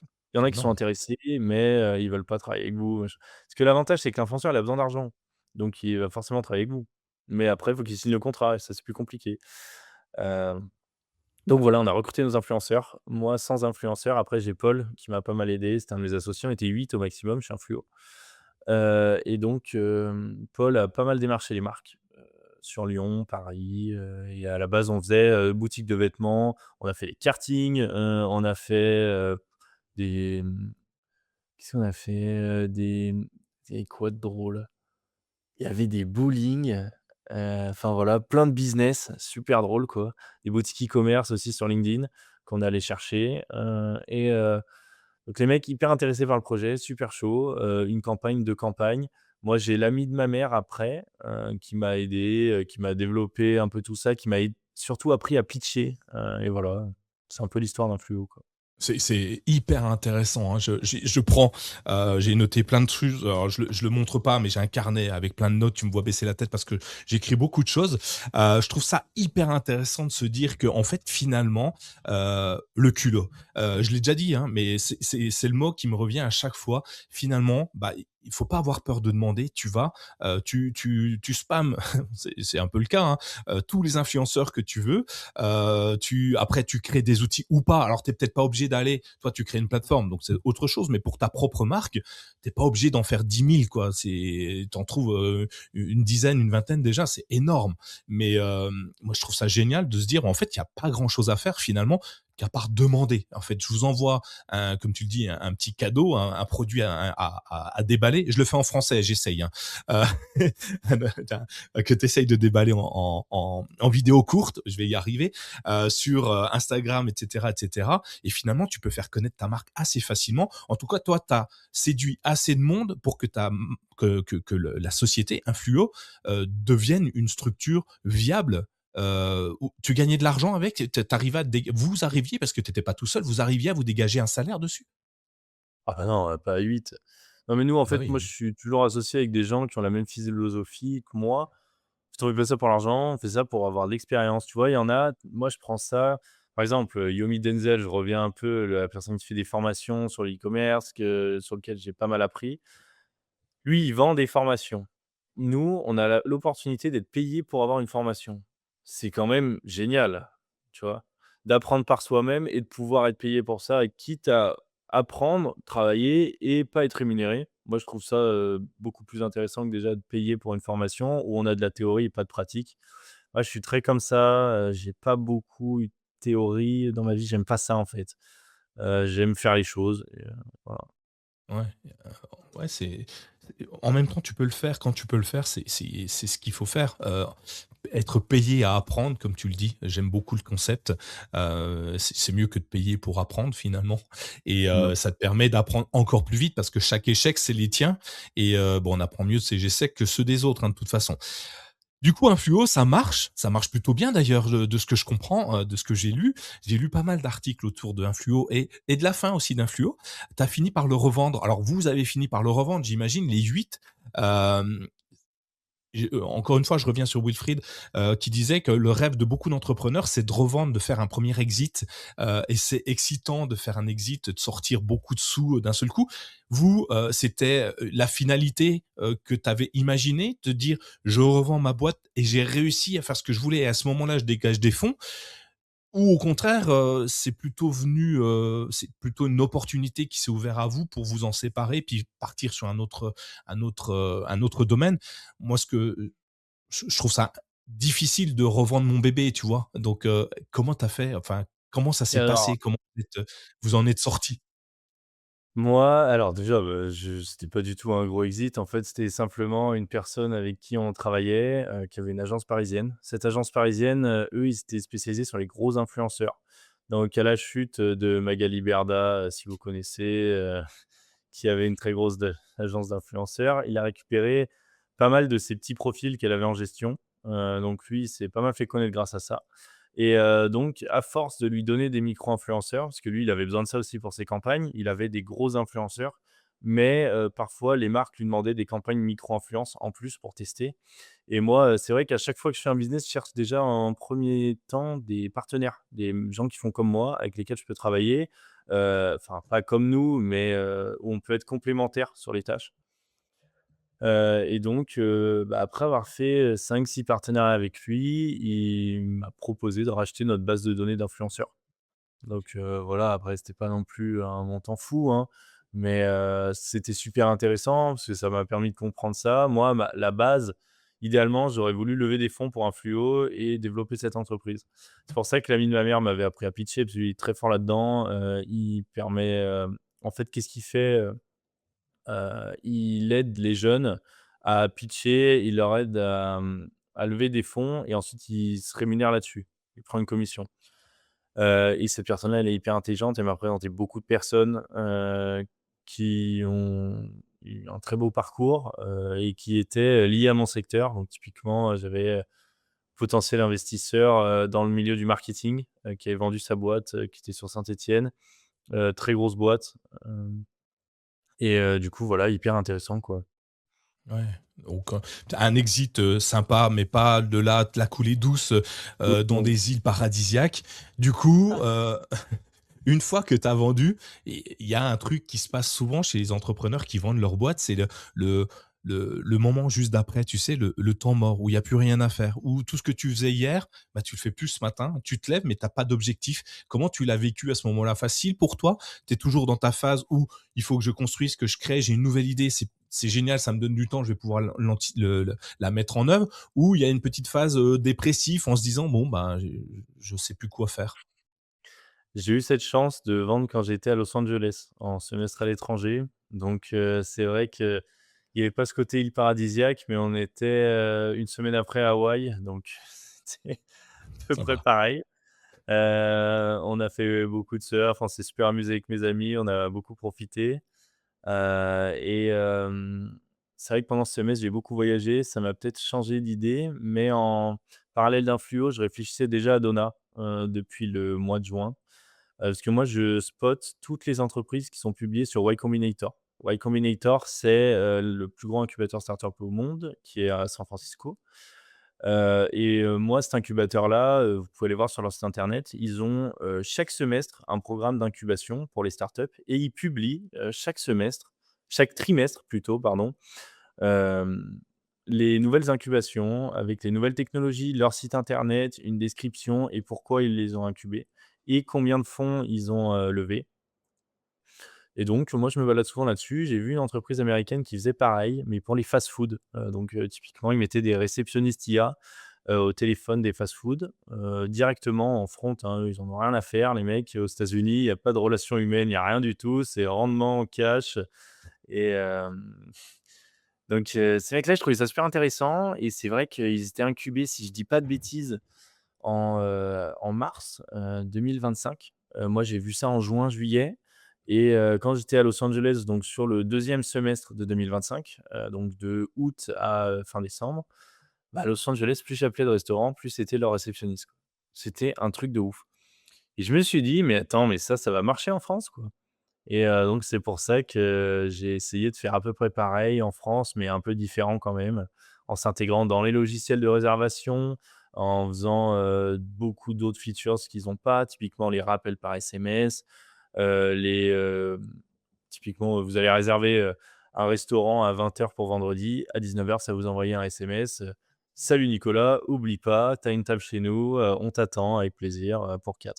Voilà. Ah, c'est génial. L'idée est excellente, évidemment, pour les restaurateurs, qui galèrent, avec des réservations de table qui sont pas reprises, les gens ont oublié: «Ah non, mais c'était demain». Non, c'est aujourd'hui, en fait, et ils se retrouvent avec une table vide qu'ils peuvent pas ouvrir à la réservation à quelqu'un d'autre. Ils peuvent pas prendre tous les appels en permanence puisque, bah, évidemment, ils travaillent, ils font du service, ils font de la cuisine, ils font plein de choses et parfois ils loupent des bus entiers de clients potentiels. Donc toi, tu exportes ça. Ça va pas te poser. Alors, je le pose comme ça la question, mais je suis sûr que tu y as réfléchi. Ça va pas te poser de problème par rapport à ton concurrent américain finalement qui fait la même chose où tu copies un peu. Ça va pas être la même chose qu'avec Vespa. Pas du tout, parce qu'en fait, eux, qu'est-ce qu'ils font? Ils font des réceptionnistes IA pour fast-food. Vous appelez, un fast-food, c'est lui qui va, décrocher au téléphone. OK, très bien. Nous, qu'est-ce qu'on fait? Les restaurants ont des logiciels de plan de salle. Donc ils ont le plan de salle. Sur ce plan de salle, il y a des tables. Sur chaque table, il y a les heures d'arrivée de chaque client pour le service du midi, le soir. Ça donne en fait une vision d'ensemble sur la salle et sur les flux entrées, sorties, tout ça. Hyper intéressant. Dessus, qu'est-ce qu'on vient faire? Actuellement, ils ont que ça, avec un petit module qu'ils intègrent dans leur site internet, avec, du coup, les horaires pour réserver une table, le nom, prénom, voilà, tout ça. Ça s'appelle ZenChef, ce logiciel. Ils ont aussi parfois Unity, OpenTable, Seven Room, d'autres logiciels, mais le leader, c'est vraiment ZenChef. Et nous, on vient greffer par-dessus un réceptionniste IA qui décroche pas directement en front comme aux États-Unis, mais entre 4 et 5 bips, ça on le paramètre. Donc le téléphone sonne au restaurant, on garde cette relation humaine, personne répond, bah, nous on prend cet appel-là, on le convertit et ça donne, des résultats qui sont énormes parce que sur des gros restaurants, on arrive facilement à capter, on va dire 5 réservations par jour. 5 réservations par jour, pour vous donner un ordre d'idée, c'est ce qu'on fait au café 203 à Lyon. Ils font environ 2 millions de chiffre d'affaires par an et 5 réservations, qu'est-ce que ça représente? Si on prend, allez, en moyenne, une table de 2 personnes, mais la moyenne, elle est à 3,57. C'est marrant, j'ai regardé ce matin et bon, on prend 2 réservations, une table pour 2. Chaque couvert, si on le voit vraiment à la baisse, c'est 25 €. Donc ça fait 50 € par table. 50 € par table, si on en récupère 5 par jour, ça fait 250. Les restaurants, ils sont ouverts 30 jours, comme le café, ça fait 7 500 par mois, ce qui C'est est énorme. énorme. Les mecs, ils comprennent directement la plus-value. Nous, actuellement, on facture ça vraiment pas cher parce que mon objectif, c'est de saisir le plus de parts de marché. Voilà. C'est impressionnant. Je trouve ça vraiment génial, effectivement, pour les grosses structures, qui n'ont pas le temps de tout gérer. Donc, toi, tu viens capter cette chose-là et je trouve que la façon dont tu l'as réfléchi, vous l'avez réfléchi est intéressante. Le fait de garder l'humain, ça fait peur aujourd'hui, hein. On parle d'intelligence artificielle un peu partout en disant que ça va tuer l'humanité. Toi, tu gardes l'humain, ça vient juste compléter en cas de je vais utiliser un terme fort, mais c'est pas comme ça qu'il faut le prendre, mais en cas de défaillance, humaine à ce moment-là, parce qu'on peut pas, humainement, tout faire en même temps et au bout de 5 appels, enfin 5 sonneries, c'est ça? Quand tu dis 5 bips, c'est 5 sonneries, j'imagine, que ça Exactement. décroche automatiquement. Je trouve ça génial parce que ça laisse le temps quand même de pouvoir décrocher si on peut le faire et moi j'ai plein de trucs en tête qui me viennent. Ça me paraît fou. Tu n'es pas du monde de la restauration, on est d'accord? Ouais, on ne voit pas. Pour ceux qui ne Rien voient à pas, c'est un voir. gros nom. Donc là, comment tu fais pour définir ce qu'ils ont besoin, les outils qu'ils utilisent, où tu vas venir te placer, comment tu vas te placer ton outil? Et puis après, l'autre question, qui vient tout de suite dans la foulée, c'est: «OK, mais moi quand je décroche, est-ce que je veux une voix robotique, humanoïde, mal faite?» Tu vas me dire que c'est pas ça évidemment, mais qui me fait peur en me disant, putain, tu vois les vieilles voix qu'on avait dans le temps, comment vous faites pour passer outre la réticence que les gens ont de prendre peut-être un rendez-vous avec un truc vocal qui tu te demandes si t'es pas tombé dans un traquenard, quoi. Bah, déjà, nous, actuellement, ces vieilles voix, c'est marrant que tu parles de ça parce qu'on tue les répondeurs. Typiquement, on a des restaurants qui fonctionnent sous plage horaire avec différents numéros de téléphone. Vous appelez le même, mais vous vous rendez pas compte, ça change de numéro et donc par exemple, le soir de 23 heures à 8 heures du matin, c'est un répondeur qui va vous dire: «Bonjour, le restaurant est fermé, merci de rappeler, nos horaires d'ouverture entre 8 heures 15 heures et 18 heures 23 heures.» Super et bah, ça, celui-là, on le vire. Nous, on met Donna directement, on peut cloner ta voix, on met la mienne, il me faut juste 3 heures d'audio et c'est bon, après, il y a pas de problème. Donc si vraiment ça te tient à cœur de mettre ta voix, ce que tu fais, c'est que tu lis un livre, à haute voix, tu t'enregistres, tu me donnes l'enregistrement, on clone ta voix Génial. et ça, c'est un peu sympa, mais c'est vrai qu'on le fait pas parce que c'est quelque chose qui coûte énormément d'argent aujourd'hui. Je pense que les coûts vont baisser par la suite, mais ça n'a pas grand intérêt et l'objectif, c'est surtout de mettre une voix réaliste, pour que le client se rende pas forcément compte que c'est un réceptionniste IA. Attention, toujours Donna précise que c'est une réceptionniste IA quand vous l'avez au téléphone. C'est une petite phrase, qui varie en fonction des établissements. Hem, mais voilà. Après, nous, on essaye surtout de s'intégrer aujourd'hui là, sur, un maximum de restaurants, comme je t'ai dit, pour aller saisir un maximum de parts de marché, quitte à pas faire de bénéfices, mais à être présente partout. Parce que moi, je sais très bien, j'ai compris ça avec un fluo, que plus on est présent, plus les gens vont nous appeler et plus les gens, seront intéressés, quoi. Ouais, non, mais c'est fou, j'aime beaucoup le j'avais même pas pensé, tu vois, à la partie, le restaurant est fermé, il y a personne et que ça renvoie sur le répondeur: «Rappelez-nous ou venez nous voir». J'y avais même pas pensé, mais c'est évidemment, si j'ai envie d'appeler à 4 heures du matin, j'appelle pour ma réservation de midi, quoi. Parce que, je sors du train, de l'avion ou je sais pas quoi. Je sais que demain, il faut que j'aille manger, j'ai envie de manger à tel endroit, je passe un coup de fil, ou alors je vais sur une plateforme, mais si le restaurant n'est pas sur cette plateforme, je peux pas réserver, enfin, c'est très compliqué, donc je trouve ça l'idée géniale et donc la personne en vocal te dit: «Bah, je prends un rendez-vous, voilà, moi je m'appelle Nicolas, je vais prendre un rendez-vous, je vais prendre une table pour 2 personnes à 19 heures.» L'IA va le gérer automatiquement, va l'insérer, va comprendre ce que la personne dit, va l'insérer dedans, récupère peut-être le numéro de téléphone de la personne qui appelle, je sais pas, pour pouvoir lui envoyer un SMS, tu disais, ou un mail. Donc comment il récupère toutes ces informations-là? C'est la personne qui le donne ou vous, derrière, vous arrivez à choper des trucs, assez facilement? C'est marrant parce que faut bah, du coup, en fait, on va faire la distinction entre ce qu'on arrive à choper sur le client et ce qu'il nous donne. Donc pour créer une réservation, il nous faut ton nom, si tu veux, préciser, nom, prénom, tu peux, mais c'est pas obligé, tu dis un nom ou un prénom. Ton numéro de téléphone, on l'a parce qu'en fait, c'est celui avec lequel tu appelles, donc on le Ouais, récupère directement. Tout en audio, mais il est pas enregistré. On n'a pas le droit de garder les enregistrements pour le RGPD, mais on a une transcription avec un résumé IA de l'appel. Donc OK. nous, ça nous permet, de voir s'il y a eu un problème, tout ça, tu vois? Et ensuite, on demande, l'heure, de réservation et le nombre de personnes à la table. OK. Vous demandez s'il y a des allergènes, des choses comme ça, que la personne voudrait, citer aussi, Exactement. On demande, avant de confirmer la réservation, puisque le réceptionniste intervient avec le logiciel, il interagit avec lui en 0,5 secondes, en temps réel. Donc OK, tu parles avec lui, tu te rends même pas compte qu'il check, mais il est déjà dans la base de données, il a déjà créé une réponse et il te la donne. génial. Et d ça, c'est exceptionnel, c'est Elias qui a fait ça, je sais pas comment il a fait ça, mais moi, ça m'intéresse plus la partie tech, je fais plus ça, je veux plus savoir. Heu et non, tout ça pour en venir au fait qu'avant de confirmer la réservation, on demande quand même, confirmation, savoir si, le client veut ajouter une petite spécificité sur la réservation. Par exemple, une table en terrasse, «Je suis allergique à telle chose, est-ce que c'est possible?» Là, on travaille avec une chaîne de restaurants sur Lyon, qui fait des pizzas. Donc, eux, ils ont beaucoup de restaurants sur Lyon et donc ils ont cette partie de réservation à table et réservation à emporter. Donc vous appelez le restaurant pour réserver une table, classique, c'est ce qu'on a vu. Vous appelez aussi pour les réservations à emporter, donc une pizza. Le réceptionniste connaît toute votre carte, les horaires, hein, les allergènes, les composants de chaque pizza.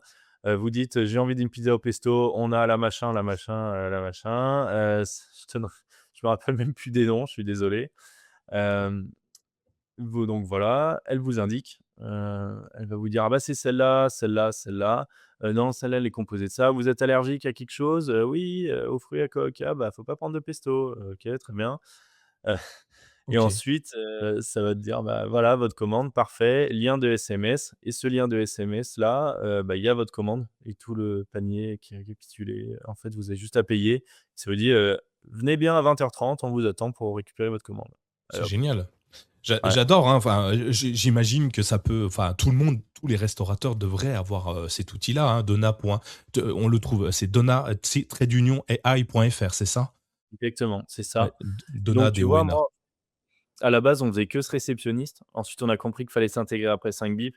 Après, avec, les restaurants emportés, j'ai compris qu'il fallait faire le parallèle entre les tables et les commandes à emporter.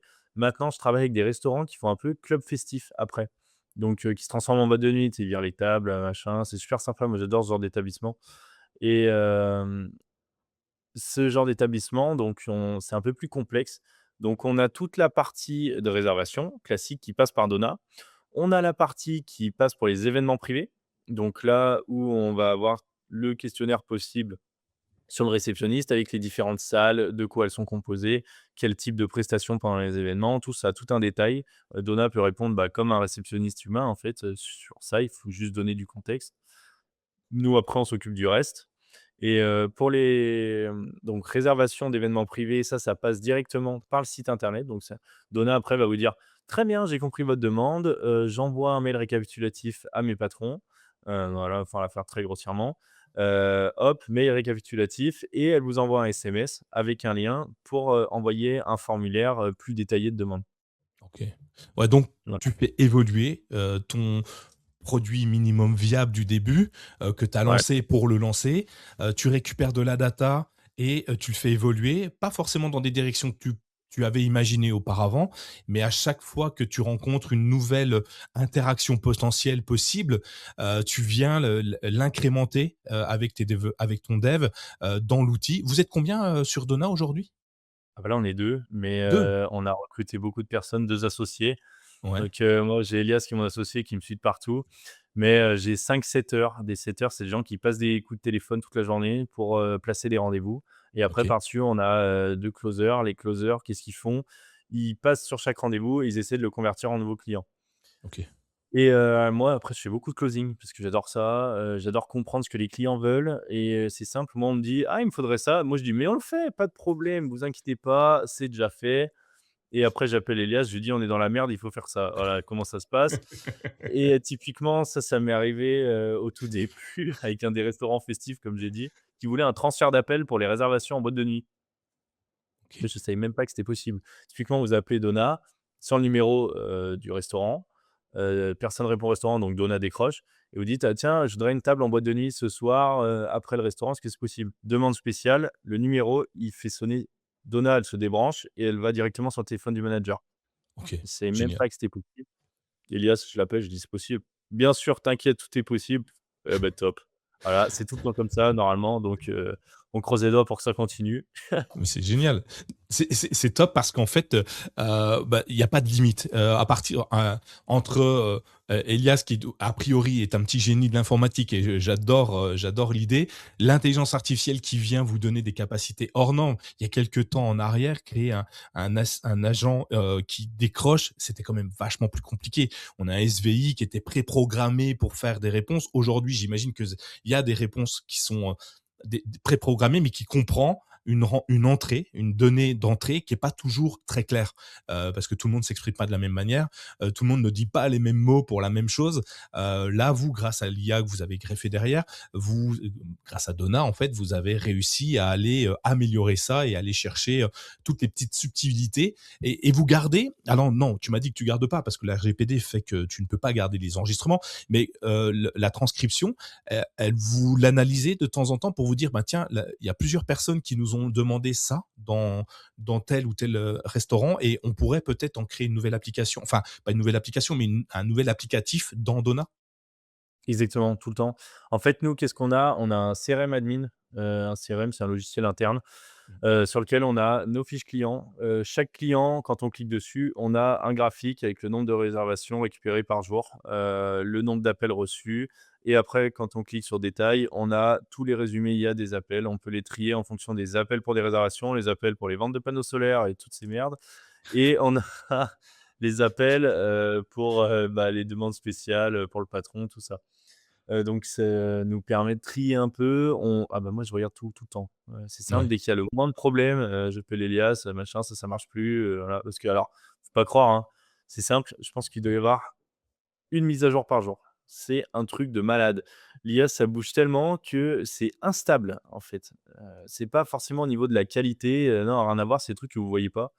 C'est, des fonctions qui s'envoient, mais qui s'envoient plus. Du coup, il faut réparer ça, machin. Enfin, c'est invisible, mais nous, il faut qu'on fasse des modifications tous les jours, donc c'est hyper important de capter tout ça. Hem C'est énorme et voilà. déjà, hein.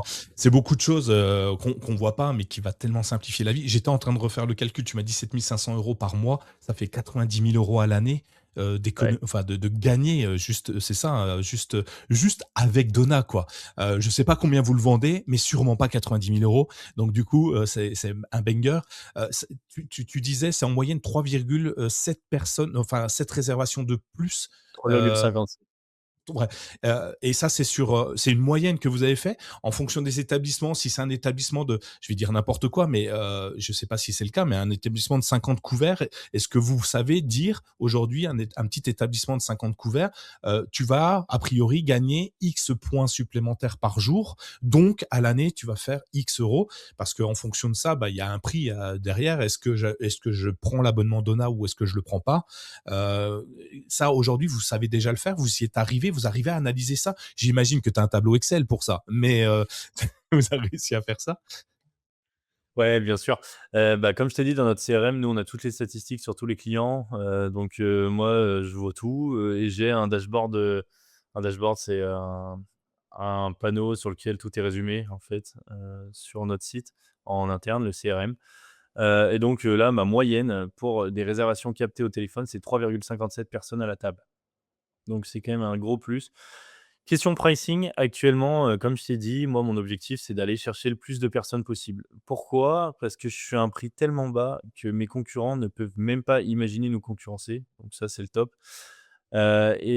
Pour moi, c'est intéressant parce que ça me permet de fidéliser les clients, ça me permet d'avoir du contact. Comme je t'ai dit, moi, je développe constamment le produit.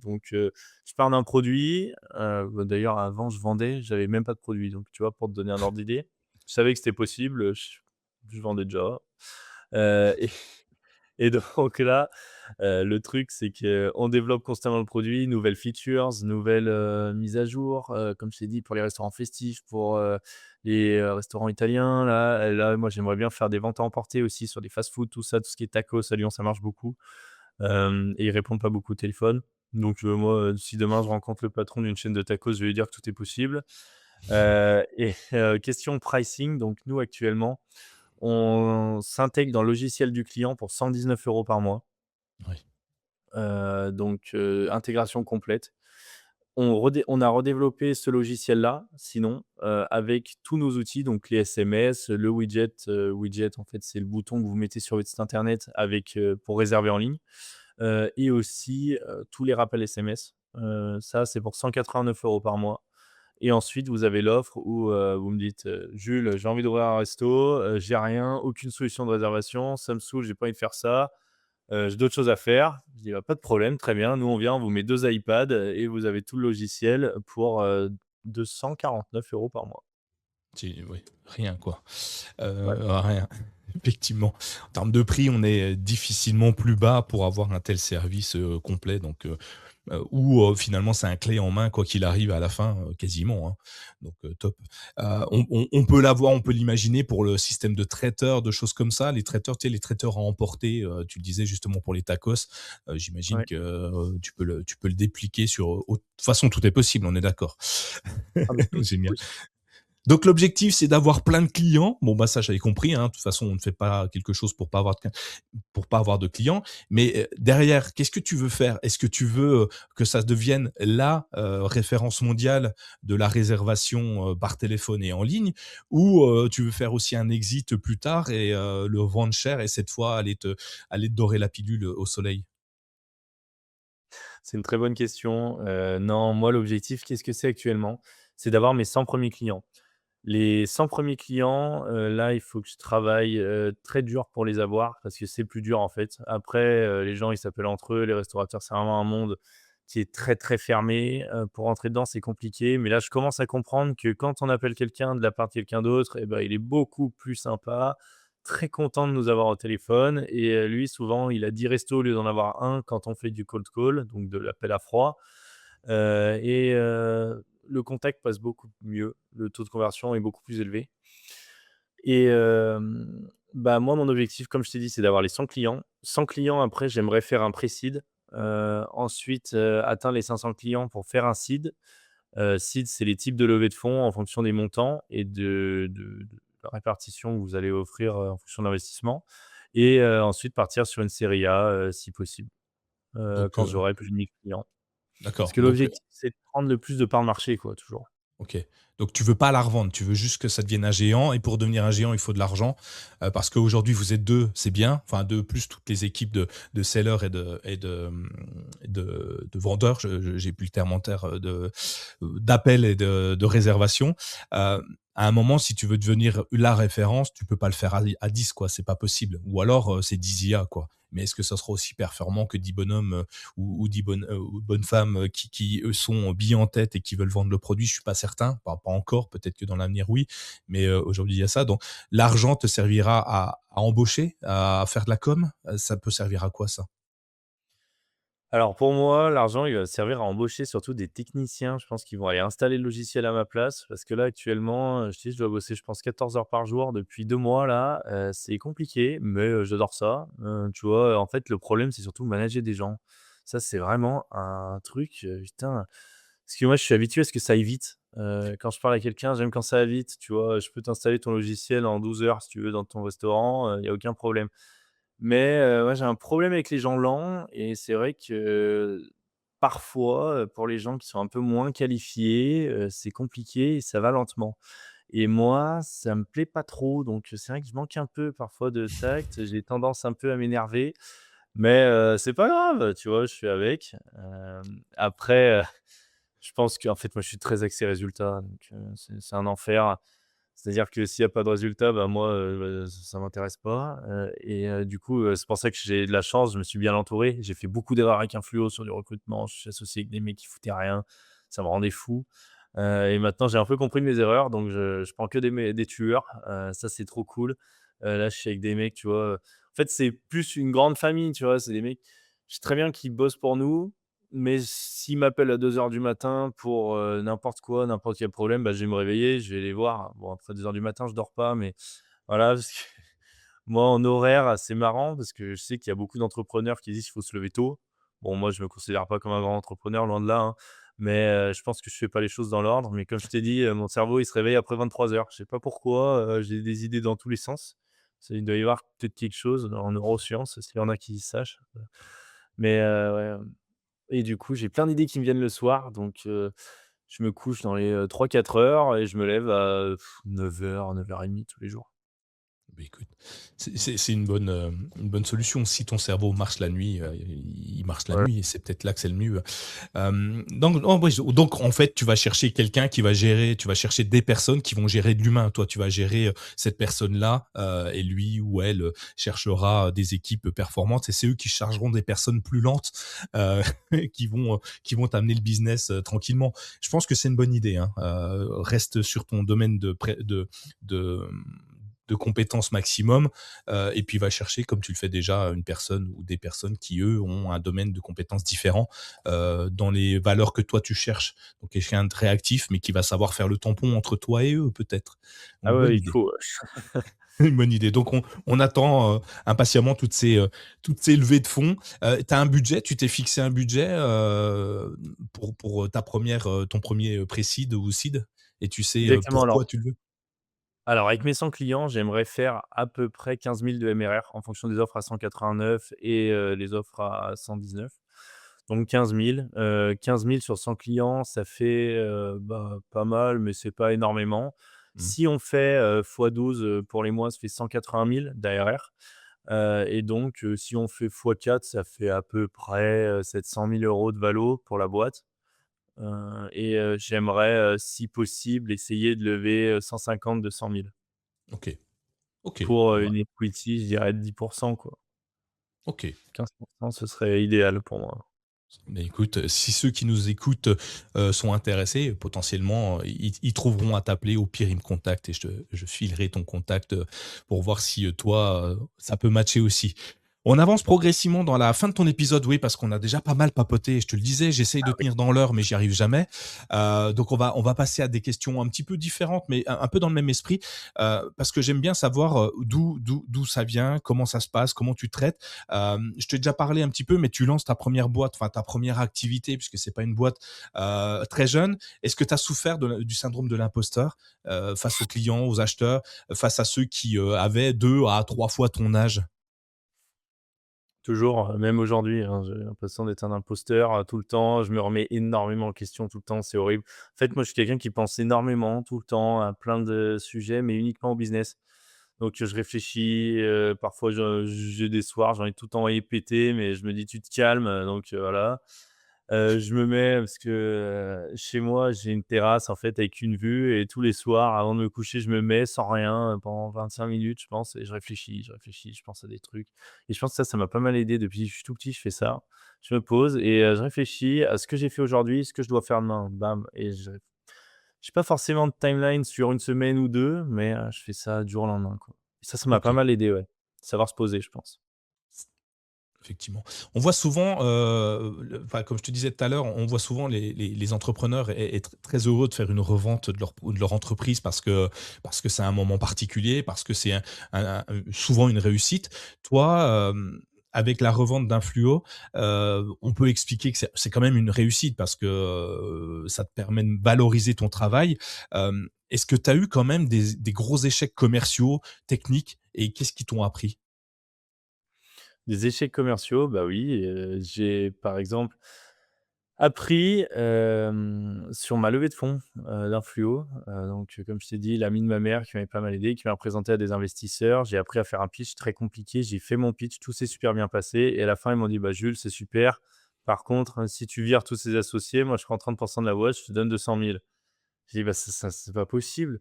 Et pour moi, en fait, j'ai appris que garder son équipe, c'est quand même quelque chose d'hyper important parce que c'est un peu mes piliers. Comme je t'ai dit, moi, je travaille avec des gens, je sais que s'ils m'appellent à 2 heures du matin, je serai là, tu vois? C'est en fait, c'est plutôt comme des membres de ma famille que, des personnes, qui travaillent pour moi et j'adore ça, j'adore cette mentalité, et voilà, c'est un peu ma vision, quoi. OK. Enfin, allez, dernière question de ce type-là, mais tu montes ta boîte très jeune, là où les autres font la fête, toi, tu es, derrière ton écran en train de créer des logiciels, créer des sites, créer des solutions. Ça demande quand même pas mal de sacrifices. Est-ce qu'il y a des moments où tu t'es senti seul ou même à 13, 14, 15, 16, 17 ans, au bord du burn-out justement? Ah souvent, hein, même aujourd'hui, tu vois, la semaine dernière, en fait, j'ai enchaîné, 10 jours où j'ai bossé, je pense, 16 heures. C'était un truc de fou parce que j'ai un ami qui a une boîte aussi et on est tout le temps ensemble. Donc lui, il bosse sur sa boîte, moi je bosse sur la mienne. On est sur une table au milieu du salon, avec 2 chaises et on fait que ça. On sort pas, on bouge pas et c'est vrai que c'est un peu pesant. Donc là, j'avais pris 2 jours, le week-end dernier, pour me calmer, me reprendre en main et là, c'est bon, là, je suis reparti. Je pense que c'est intéressant de prendre du recul, voilà. Ouais, effectivement. Allez, dernière question. Cette fois, on est à la conclusion. Donc, si vous êtes encore là, ben, c'est que tout ce que nous dit Jules vous intéresse beaucoup et en même temps, c'est hyper instructif. Moi, j'adore discuter avec des personnalités comme toi qui ont l'envie de créer, d'innover, d'inventer, de révolutionner les choses. Alors pas des fois en créant des trucs inexistants, mais en s'adaptant à des choses qui existent déjà, en l'adaptant à un marché différent. Le marché américain, le marché français, on le sait tous, c'est pas le même. On a des appétences et des envies complètement différentes. Mais toi, tu as su, avec Donna, mais avec tout ce que tu as fait avant, faire évoluer, grandir les éléments. Je suis certain que Donna, ça va fonctionner. J'adore le process,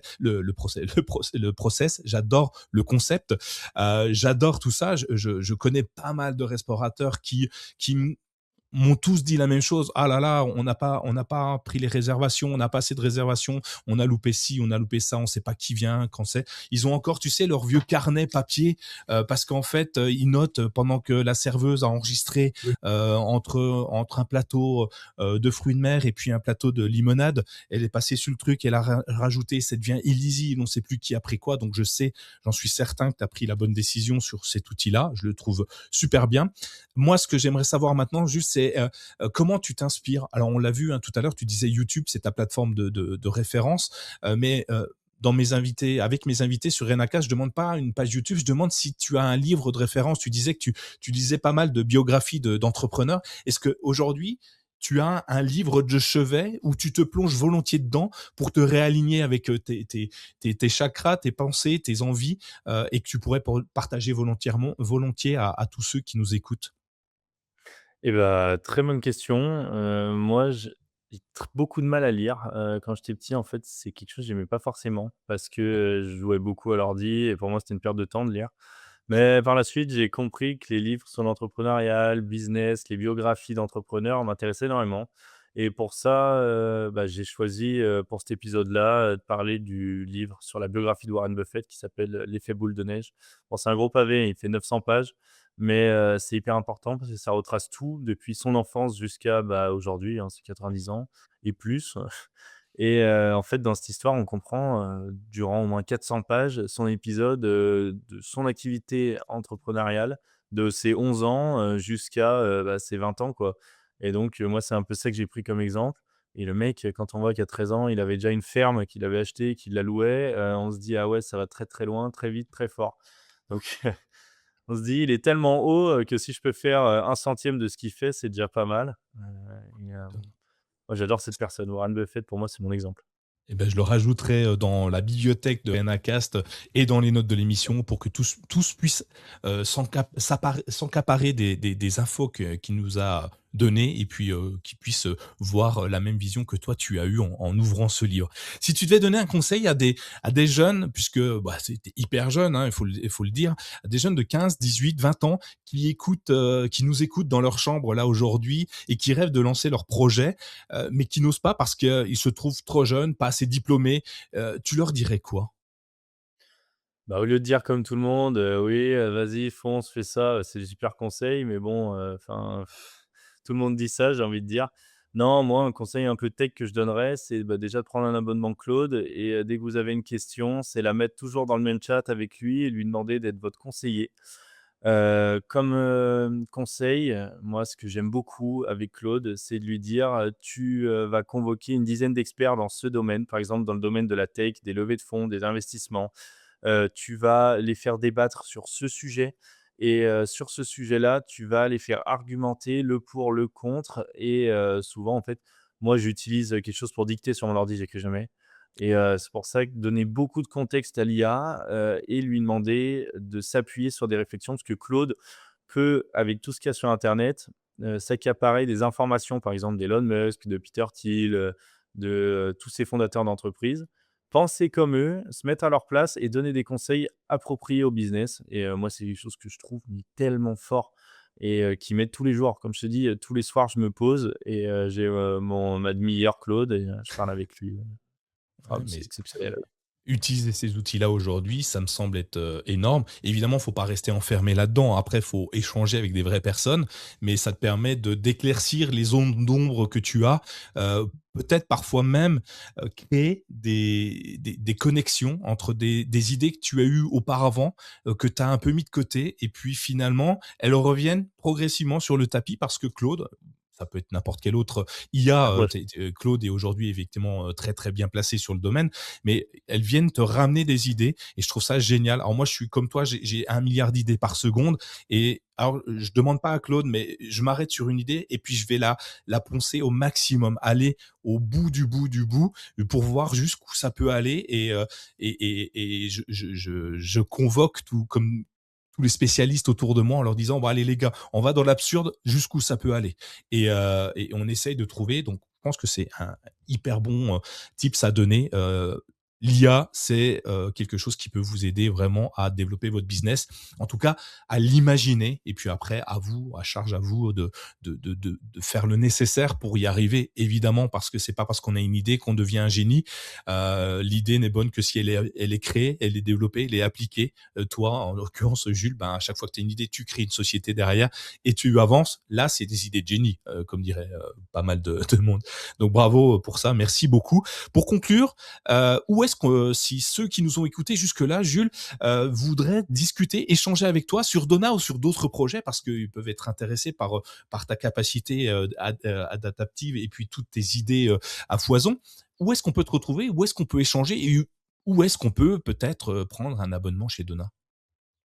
Bah, alors déjà sur notre site internet, sur, Dona, dona-ai.fr, vous retrouverez toutes les informations dessus. L'objectif, c'est de donner, de plus en plus de contexte. Après, moi je te transférerai, je pense, mon mail, tu pourras leur donner et mon numéro de téléphone si possible, Ouais, heu, ou, peut-être un lien, Calendly pour prendre un rendez-vous. Ça peut si être tu l'idéal, ça je pense que c'est le plus simple comme tu veux. Je mets ce que et tu me donnes dans les notes. et voilà, je pense que vous retrouvez sûrement du coup en description toutes mes informations. En tout cas, un grand merci à toi, Nicolas, et aussi à Serge de m'avoir invité, de donner l'opportunité de passer sur le podcast. Ça me fait vraiment plaisir, voilà, au plaisir, de rééchanger avec toi, dans un futur épisode peut-être. Évidemment, on va en reparler, par la suite, mais évidemment, on se recroisera, c'est sûr. Mais pour conclure, allez, j'ai toujours une petite dernière question, que je pose à tous mes invités et après je te laisse évidemment vaquer à tes occupations habituelles. Si tu avais, la possibilité d'envoyer un message ou te croiser, toi, plus jeune, à tes 13 ans, par exemple, et que, tu pouvais te parler, les yeux dans les yeux à toi-même, qu'est-ce que tu te dirais? Qu'est-ce que tu aimerais, te dire et quel conseil tu pourrais te donner, pour, aller peut-être encore plus vite ou faire les choses différemment? Bah, si j'avais, moi de 13 ans en face là et qu'on était Ouais, en 2017, bah, je lui dirais: «Achète du bitcoin et bouge ton cul». Ce serait le plus important. Ah ouais, effectivement. parce que je suis très crypto, j'adore ça, tout cet écosystème, pas forcément pour les gains qu'on peut en tirer, mais pour la technologie derrière de la blockchain, bah, c'est exceptionnel, quoi.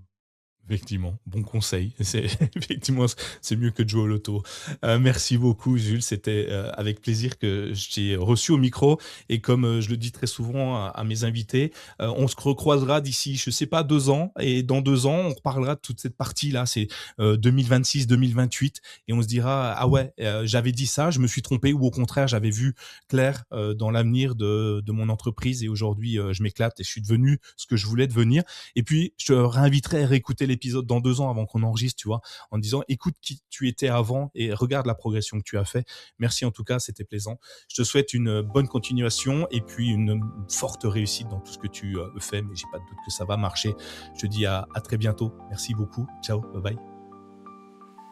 Si cet épisode vous a inspiré, ne le gardez pas pour vous. Partagez-le avec vos amis, votre famille, vos collègues, qui sait. Cela pourrait bien être le déclic dont ils ont besoin pour se lancer. Abonnez-vous dès maintenant sur votre application de podcast préférée et laissez-nous une note 5 étoiles ainsi qu'un commentaire. Votre soutien est essentiel pour faire grandir RenaCast et continuer à donner la parole à celles et ceux qui ont osé. À très vite pour un nouvel épisode et surtout, osez passer à l'action.